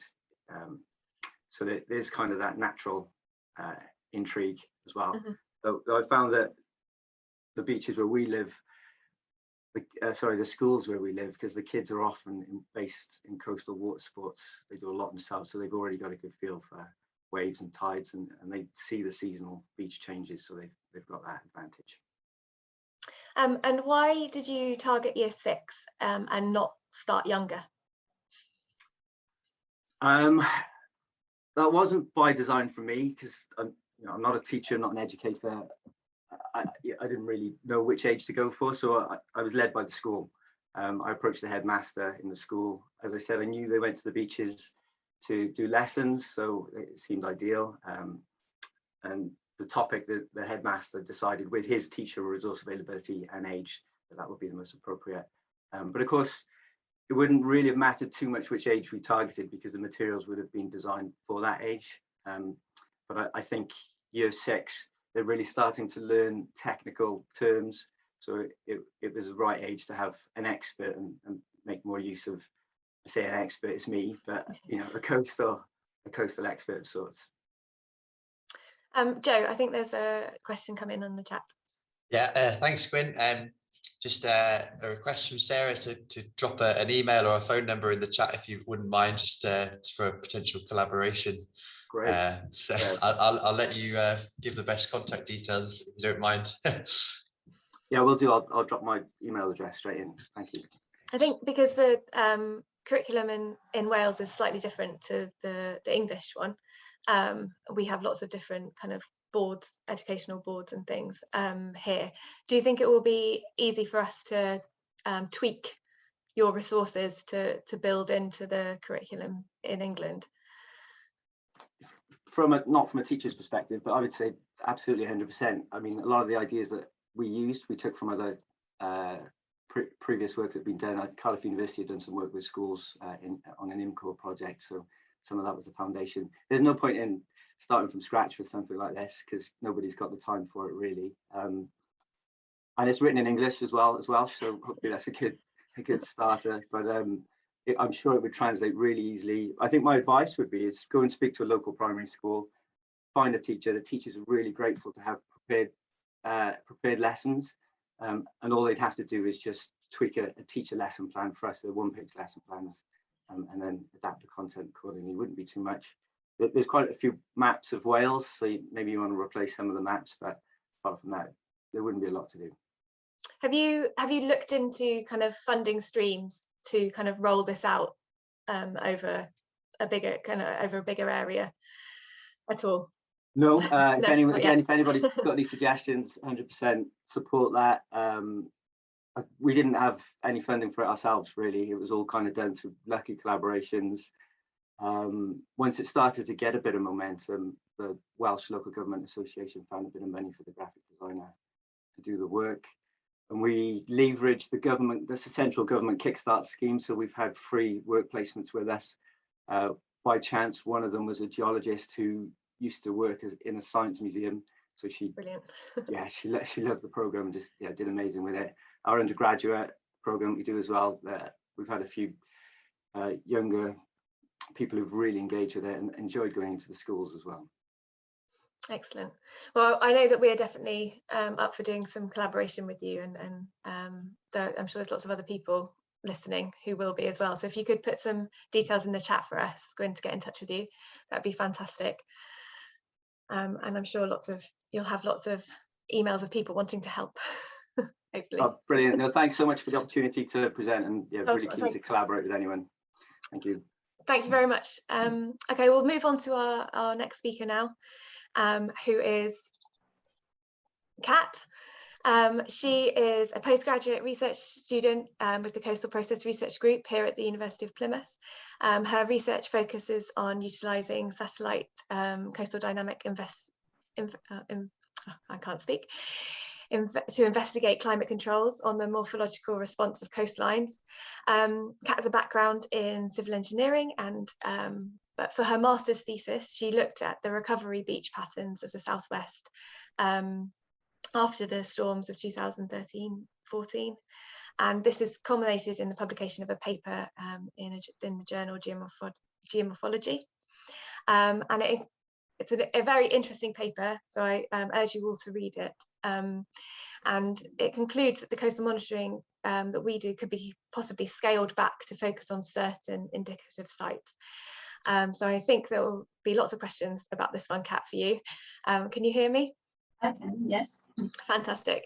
So we have had lots of questions in on the web from the website, but I'm sure there'll be lots in the chat as well. And I think probably Joe and I have got a few for you as well. You mentioned that coastal monitoring programs can save money by focusing on fewer beaches within each category. Through this study, have you been able to categorise all of the beaches in the southwest? And if not, what is the process of categorisation and how long does it take to categorise them? So the quick answer is no, I haven't looked at all of the beaches in the southwest. We looked at 23 beaches. And we used a pre-existing classification that was derived through some previous research. Now they looked at 156 sites, so I would guess that they looked at all of the sites that are monitored by the PCO, all the sites that had LiDAR data. That's what they used then, and they looked at how those sites responded to the 2013-14 winter, that exceptionally energetic winter. Now, when we looked at how these sites had recovered, there were various limitations. One of them was data availability. So we had more or less consistent LiDAR data in 2012. That was the pre-storm data set. We had fairly consistent post-storm LiDAR data in 2014. But the next round, the 2017 round, wasn't complete or was captured partly before the winter and partly after the winter of 2016-17. So it was very difficult to look at, to compare those sites if the LiDAR had been captured before or after. And that was one of the biggest challenges that we've faced in this paper, was the consistency of the LiDAR data. But there are many reasons for it and technical difficulties. It's just that from a scientific perspective, it is a problem. And then the other, so that's why we also combined the RTK baseline survey data. So that's continuous RTK, GPS RTK data, and that was very useful, and it actually combined very well. Our other condition was that we didn't really want to look at sites that were very heavily protected. So sites that had extensive sea protections, sea walls, gabions, and stuff like that. So we ended up with just 23 sites. To look at all of them, we need, I mean, it may be possible now because it depends on the LiDAR data set. Again, I think the next round after 2017 was again captured partly before the winter and partly after the winter. So I'm not sure how that could be achieved. Perhaps we could fill in the gaps with the baseline surveys again. Or it also depends, you know, if we decide that this is what we want to be doing with the monitoring program, then perhaps we could also try to streamline the timing of the surveys better, if that is possible, because there are many limitations as to that as well. Yeah, there are. So in your talk, you mentioned the possibility of fewer beaches being monitored, and that more in-depth analysis could take place on these fewer sites. Could you give us an idea of what that kind of in-depth analysis might be, or surveys, the additional surveys that you might need on those fewer sites? So one example would be sites that are exposed to a bidirectional wave climate that exhibit rotation, such as those in Stark Bay, so those ski sands and slats and sands. So they don't, for them it's more appropriate to have data that relates to specific storms, because they do not show a seasonal signal. So biannual surveys would not be as appropriate as pre and post-storm surveys. So that would be one thing. And another thing would be if we could have post-storm surveys are great. If we could also have pre-storm surveys, that would be fantastic. Then there are other sites that have very specific, like site-specific controls, like Crabtop, for example. The river there is just changing its course every now and again. It could be more appropriate to monitor it in relation to those factors. So it's not necessarily a seasonal monitoring that would be useful for scientific research. Are you confident enough in this kind of classification that downscaling monitoring to fewer sites would allow local authorities to confidently assess the state of their beaches after a storm period? And I'll let you answer that one first. It goes on. This analysis shows, so the previous analysis that showed how beaches respond to an extensive storm clustering season, let's say, it's not just one storm, kind of did indicate that the sites behave in a coherent way, and that can be grouped into 4 classes.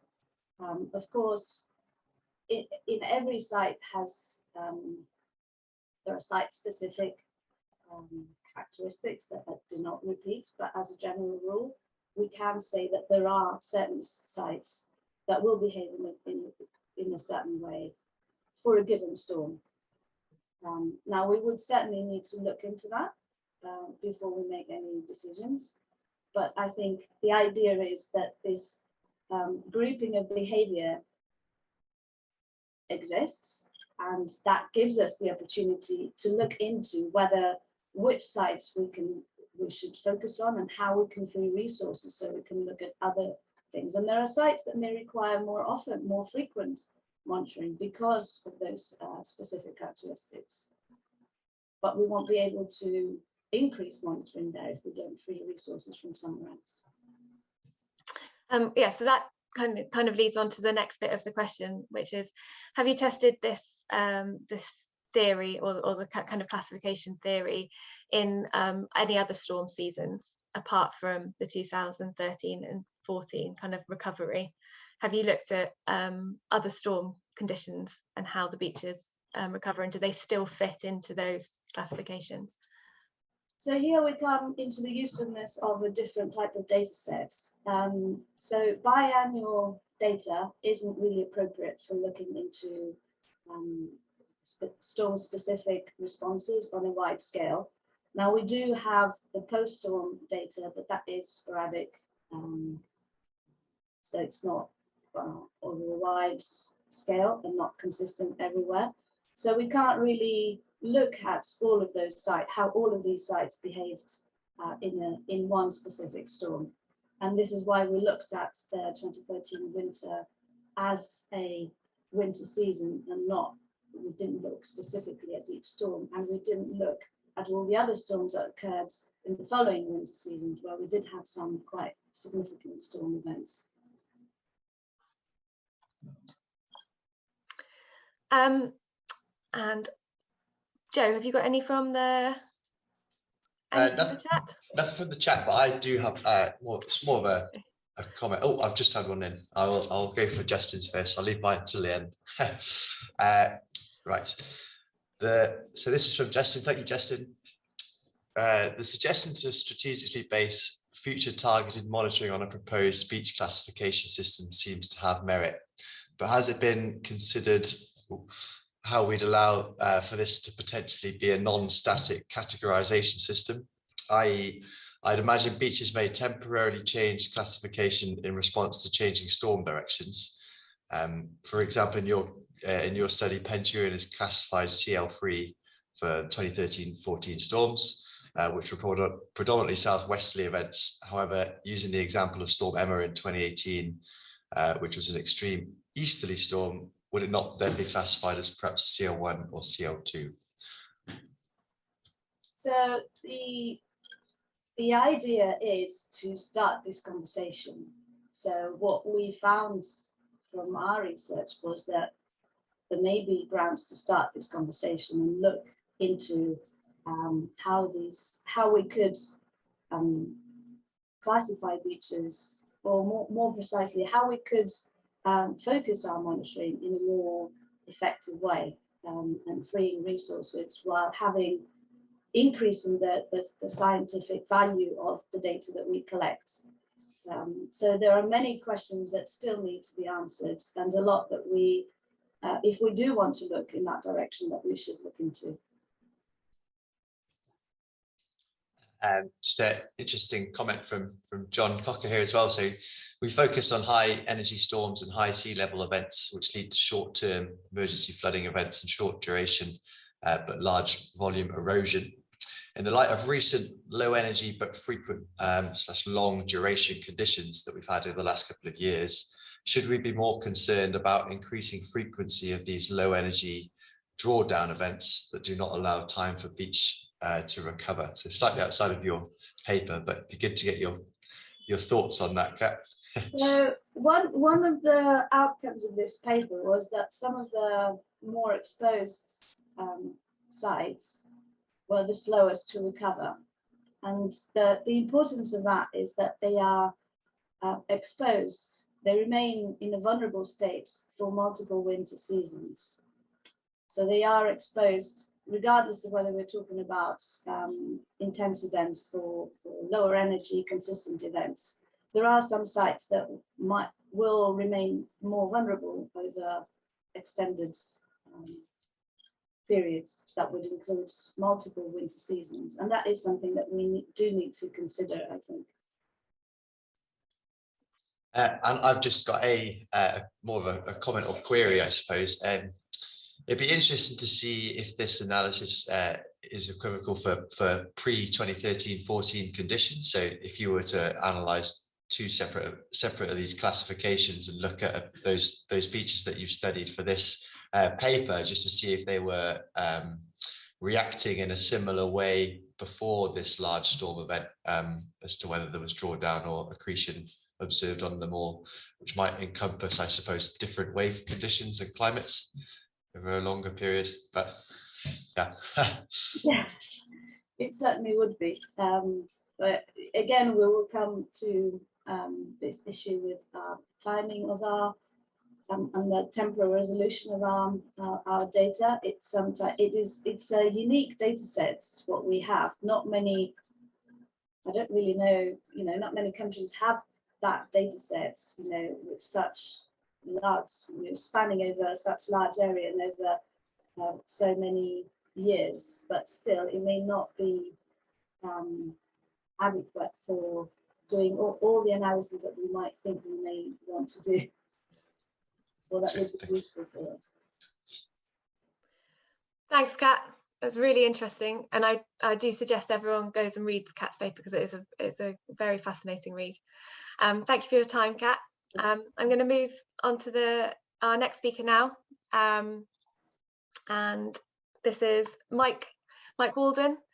Mike, can you hear me? Yes, Josie. Fantastic. Mike's an associate director with WSP's Coastal Group. He's worked on coastal cliff response and sea level rise since 1999, first as an academic and then as a practitioner with Royal Haskoning and now WSP. He leads the EA and DEFRA FCRM research joint programme project Cliff and Shore Erosion under accelerating sea level rises. I'm sure there's an acronym in there. And this is what he's been talking about, and he joins us today to answer questions about his talk, which was looking at the cliff sensitivity at Blue, Anchor and Watch It, which is a very dynamic piece of coast with some assets behind that the council are concerned about. Nice to have you, Mike, and we've had some questions in from the website. I'll start with the first one, very quick one. Is it possible to combine the modified Broun rule with your method? I think that would somewhat miss the point, I suppose. So one of the key strengths of the method that's proposed is that it should work in the sorts of places where the modified Brun rule isn't strong, where you might expect the modified Brun rule to perform least well. I mean, if you were to, and also it's intended to be a method that can be applied in a situation where you don't have a great deal of resource to put to the problem. If you do have more resource, then you can take that step back and apply a full numerical model. So that this method was developed using SCAPE, the numerical model SCAPE. So if you take that step back and go to the numerical model, then SCAPE will capture both the behaviors described by the new method, but also the behaviors described by the modified Brun rule, and hopefully do that well. So I think it might be a bit misguided to attempt to join them, but I mean, it may make sense. I'm sure it will make sense in some settings to try applying both, because they're both quite quick and easy to use, and then to think about what they're representing and the characteristics of the site that you're looking at, and to see sort of which results you prefer, or how you might blend the results, weight them perhaps to get the best view of the site's future change. Have you compared your historical rates of retreat derived, because you say that you use the OS maps and aerials to derive your historical rates of retreat? Have you compared these with rates determined from more recent data such as LiDAR, cliff face, volume analysis? And if so, how do they compare? No, we didn't do that at this site. It was a fairly typical study in the sense that the resources that were available to deal with this aspect of the study were relatively limited, and so we excuse me, and so we went for data which would give us the longest time window that we could get. So that was basically pushes you in the direction of OS mapping. And although it would have been interesting to have added detail in terms of how the rate might have changed through time, by using other data sources, we didn't have the resource to do that. Okay. How did you determine variability values for the 3 separate sites, and why did they vary? Well, the variation, to deal with that second part of the question, first of all, I suppose variation is to be expected. That there's a lot of stochastic, there are stochastic processes involved here, which give you sort of variation within each cliff unit, and then the geological differences between the different units then influences the sort of the statistics that you get from each. And yeah, we captured that quite well, I think, by performing a transect analysis. So we put a large number of transects through the whole site, and then picked up changes in the cliff toe along each of those transects between the OS mapping and the aerial photography. So that gave us good statistics in each unit, from which we then worked out mean change and maximum and minimum estimates. Can I ask a question for your transects? Why did you decide on 10-meter spacing? That just felt appropriate. I suppose obviously with automated analysis, you can go to quite high resolution. And I suppose I felt that if you went above 10 meters, then the sort of, we potentially are in some way overcounting I suppose at that scale, I felt we were picking up quite localized detail, and there wouldn't be much to be gained from going over that. increasing that. I suppose we'd end up with it. I suppose in a sense, if we'd gone down to 5 meters, we might end up closely replicating the data that we got at 10 meters. I imagine there'd be a kind of a saturation point at that sort of scale. Do you think, what do you think is the largest amount of space you can go between each transect without missing kind of important features that you need to get a full picture of what's going on the cliff? So if you go from maybe down to 5 meters is too small, but 10 meters is okay, but could you push it up to 50? Or does it depend on the site? It does. 50 would probably have worked at Blue Anchor, the Blue Anchor unit, because the change there is so uniform. It's amazingly uniform, really, through spatially. There's very little variation from place to place. But yeah, as soon as you move out of Blue Anchor, 50 meters would feel too great because of the episodicity that you get there, that the larger scale of the landslides. 10 meters feels like a good resolution to get quite good data without that being in any way unmanageable. Mm-hmm. And how has the output been received? So you're obviously doing this for a reason, and there's I believe there's a section of road that's been impacted and some houses. How have the local authorities received the kind of lines on maps that you've given them? Well, I think the results have proved useful to the study. They seemed relatively uncontentious. I think the authority understands that these are conservative estimates, and that's something which it's important that is understood, because of course planning decisions and so forth are made off the back of them. They're conservative estimates, and that's because of the inherent uncertainties attached to this sort of thing. But yeah, I think the authority received them well and is using them. Excellent. Joe, I think there was a question came in earlier on the chat. Yeah, Brian again. Got another question from Brian. So I think Yeah. Brian, hi Mike. So in the past, we have always encountered problems with making estimates for recession for complex cliff systems in the National Coastal Erosion Risk Management Project.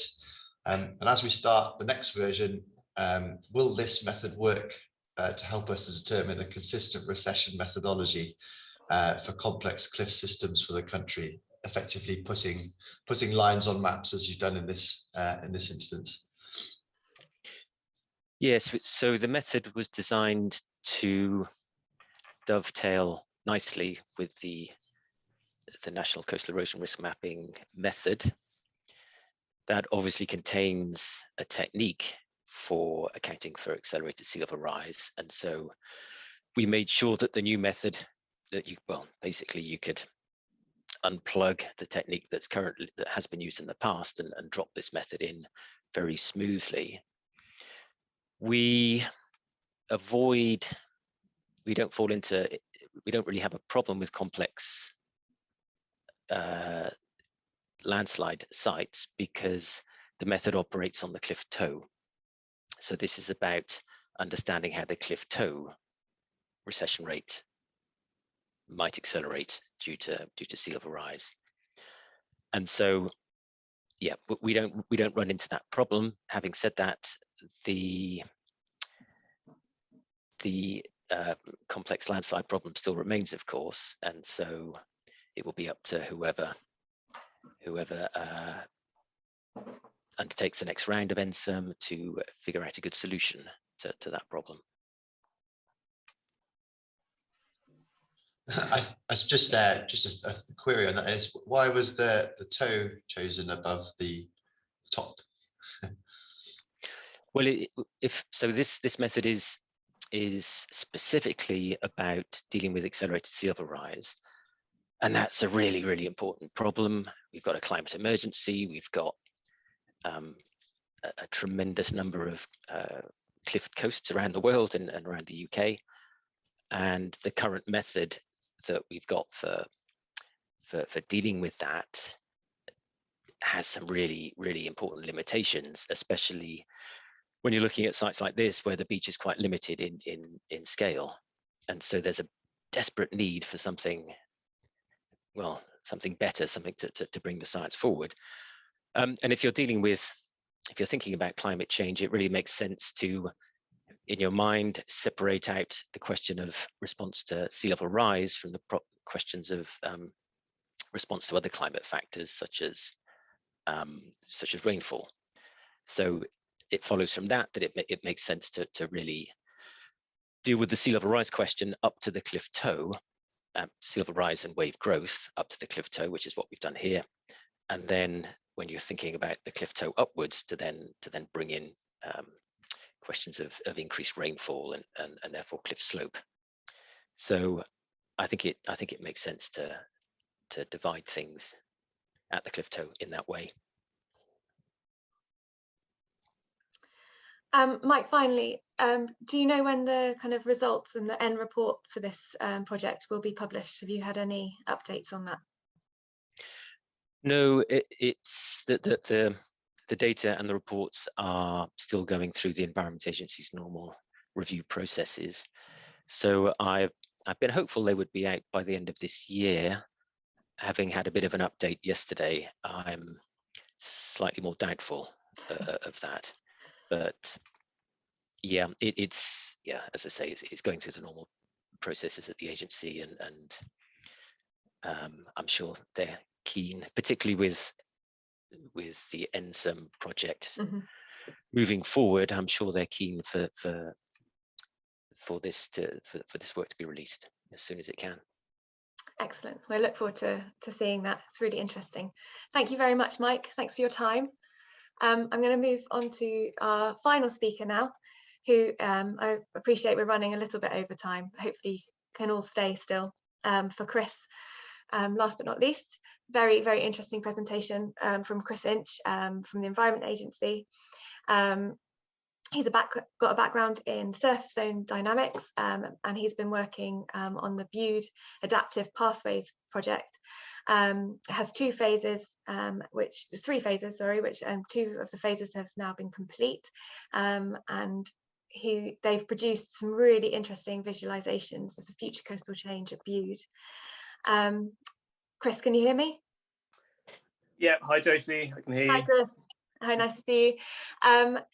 Yeah, really amazing visualizations of how coastal change is going to, well, future coastal change looks at Bude. I'm sure everyone's had a look at the animations that you've put up in your presentation.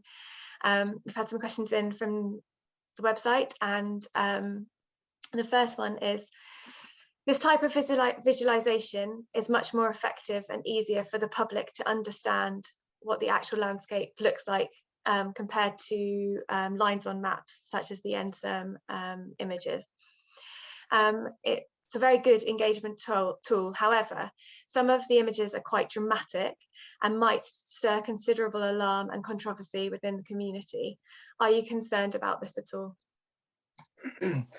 I mean, yes and no. I mean, they are obviously quite stark images, especially the long-term horizons. I mean, the stage we're at the moment is developing an engagement plan to decide sort of how we move forward with this and how we, show them to the community. And we do need to be careful. We need to make sure that all of the relevant sort of contextual information that's needed sort of is supplied as well alongside the visualizations. We have sort of potentially talked about actually potentially starting the engagement with just the sort of 2040s and 2050s visualizations, and actually the long-term visualization, the 2120s, actually sitting on that for a little while and not showing it, especially because most of those visualizations are based on a do-nothing scenario, which actually isn't the the SMP policy is mandatory alignment. So in theory, these visualizations, with the exception of the adaptation one, the do-nothing visualizations, that shouldn't really happen, especially the long-term one. So yeah, I mean, so in answer to the question, it is something that we're definitely aware that it could cause a bit of a stir, and we're just yeah, we just need to make sure we get the engagement plan in place, and make sure that it's we sort of try and minimize those risks as much as we can. Have you got a kind of strategy of how you're going to give these to the general public? How are you hoping to present the findings?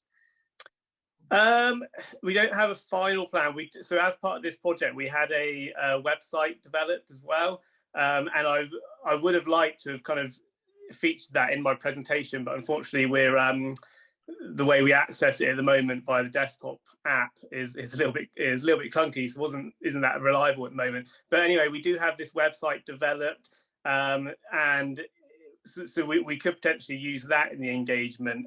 It'll need a little bit of tweaking, but it's sort of there, ready to go. So that could be one method, but we're not. We need to. We've already done some sort of stakeholder analysis, but we need to do more to find out, how best we approach it. I mean, a website might be fine, but it won't reach everybody. And of course, we need to make sure that we gather as much feedback from the community as possible, and make sure that it's whatever way we do it, make sure it's a sort of two-way conversation. So as I say, I mean, we've got ideas, but I think the finer details will sort of come out over the next kind of probably sort of 6 months or so, whilst we develop that engagement plan. What methodology have you used to calculate the retreat? Is it based on the end zone banding? So no, the retreat, because I mean, this is a pilot project, so we had sort of limited time to complete it, and we also had limited funding, so we weren't able to use kind of proper sophisticated sort of shoreline evolution models. Rather, we used sort of empirical. I say we. Atkins were our delivery partners. They used sort of empirical formulas. I believe there's one by Van Ryn and another by Villinger. I'm not quite sure the dates of those papers, but I believe my understanding is they're sort of volume-based shoreline retreat models. So what Atkins did was they used the PCO data on sort of beach volume to work out to get the volume change associated with different return period storm events. They then put that volume change into these empirical formulas, and then I'm sure a load of other data went in as well. And then out comes the beach profiles, which then get put into a 3D technical model, and then undergo sort of visual treatment to get these visualizations. So, I mean, it's hard to go through the complete details of the methodology in the time, but there were, I think, if you really look into it, there were certain kind of limitations and assumptions that had to be made with the method that we used. But as I mentioned, this is a pilot project. It was all about sort of learning outcomes, and actually at the end of the day, the visualizations, they're engagement tools, and we want them to be robust as possible and sort of backed up by credible data. But they're not being used for scheme design. They're being used to engage with the community. So yeah, hopefully that sort of answers the question. You might have just answered this next one, but the visualizations are given in time frames. Are you developing trigger points that would kickstart the managed realignment earlier or later than the models predict? Not really. I mean, that wasn't really the purpose of the visualizations as such. I mean, the reason why we sort of chose the time horizons that we did, we've got the two sort of relatively short time frames, so the 2040s and the 2050s, and then the much longer 2120s. I mean, the reason sort of behind that was to you know, it's in that short-term period really that we need to, you know, we need to act and sort of kickstart the adaptation process. And as mentioned earlier, the 2120s do nothing visualization. It's really useful for sort of painting a picture of what potentially could happen if we did nothing. But you know, in theory, it's working towards those kind of short to medium term kind of goals that are more important at the moment. But no, they weren't. The time horizons weren't strictly chosen to try and influence the actual timing of implementation of sort of policy. But as I say, you know, it's the next sort of SMP epoch by 2055 that you know, we need to act. So how long do you envisage the community engagement to take? And is there a worry that you will engage now, but the community will have forgotten about the risk by the time the impacts are being felt? In other words, how are you going to sustain the community engagement? Sure. I mean, in terms of how long it's going on for, I think, you know, I think there'll be initial almost like kickoff for the engagement where I imagine there'll be, you know, we'll publish the website if we go down that route. There may be sort of community workshops and things like that. And that, I mean, it's hard for me to say. I suppose I would look towards the engagement specialists for exact sort of timings and stuff. But, you know, I imagine that would go on for a certain period of time. But then once that ends, it's not a case of us just sort of washing our hands with the engagement. Of course, you know, you can see it sort of going on, you know, almost indefinitely to an extent, but not, I suppose, not strictly as an engagement project, but more, you know, once we've done that initial engagement, we would expect the community to perhaps sort of come forward more, and you know, we'll perhaps get this sort of ongoing feedback. Sorry, Josie, I've actually forgot the second part of that question. I guess it's asking how you sustain the community engagement over the period, because it's obviously kind of like a long time period, the next kind of 100 years. How do you sustain that community engagement so when you they start to get the like first effects of maybe a big storm or something and the flooding happens, and then you start moving into, right, we're going to decommission some of the car park. By that point, the community might have moved on slightly or might have changed from this initial engagement.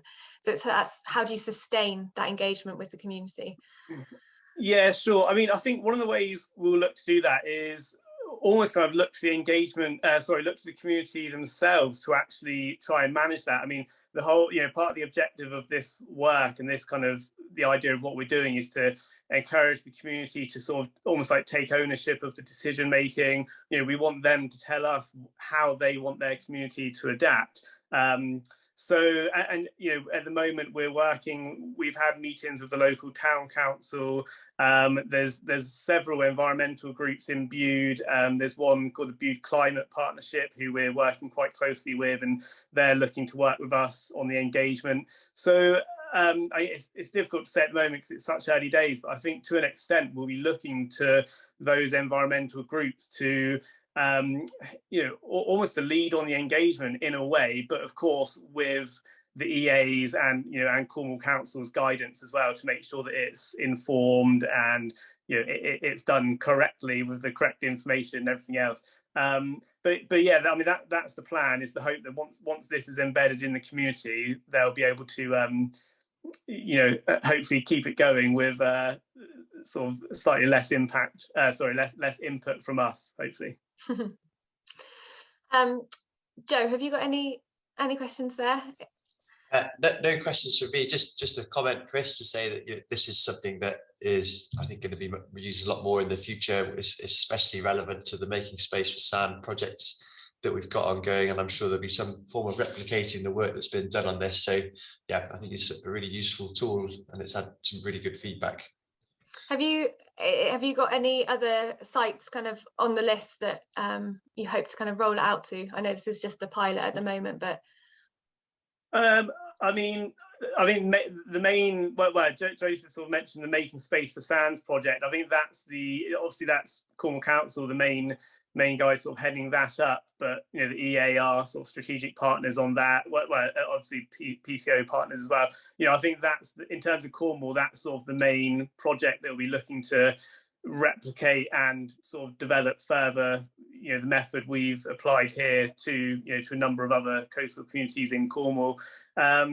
I can't really think of any other particular places beyond that project, but I know that just from feedback we've had from, you know, various internal teams within the EA, you know, people are really, you know, really keen on it. And in fact, I know there's a project down at Hale actually, which is looking to do similar visualizations for the river. So, you know, almost like an inland version of what we've done here. So yeah, I think there's a number of projects coming up that I think are looking to do something that's at least similar to what we've done here. Fantastic. Thank you very much, Chris. And I'd like to say thank you to all of our speakers who have answered your questions today, and to everyone for sending in their questions and watching the presentations. It's been a really interesting couple of hours. I'm sorry that we've run over slightly.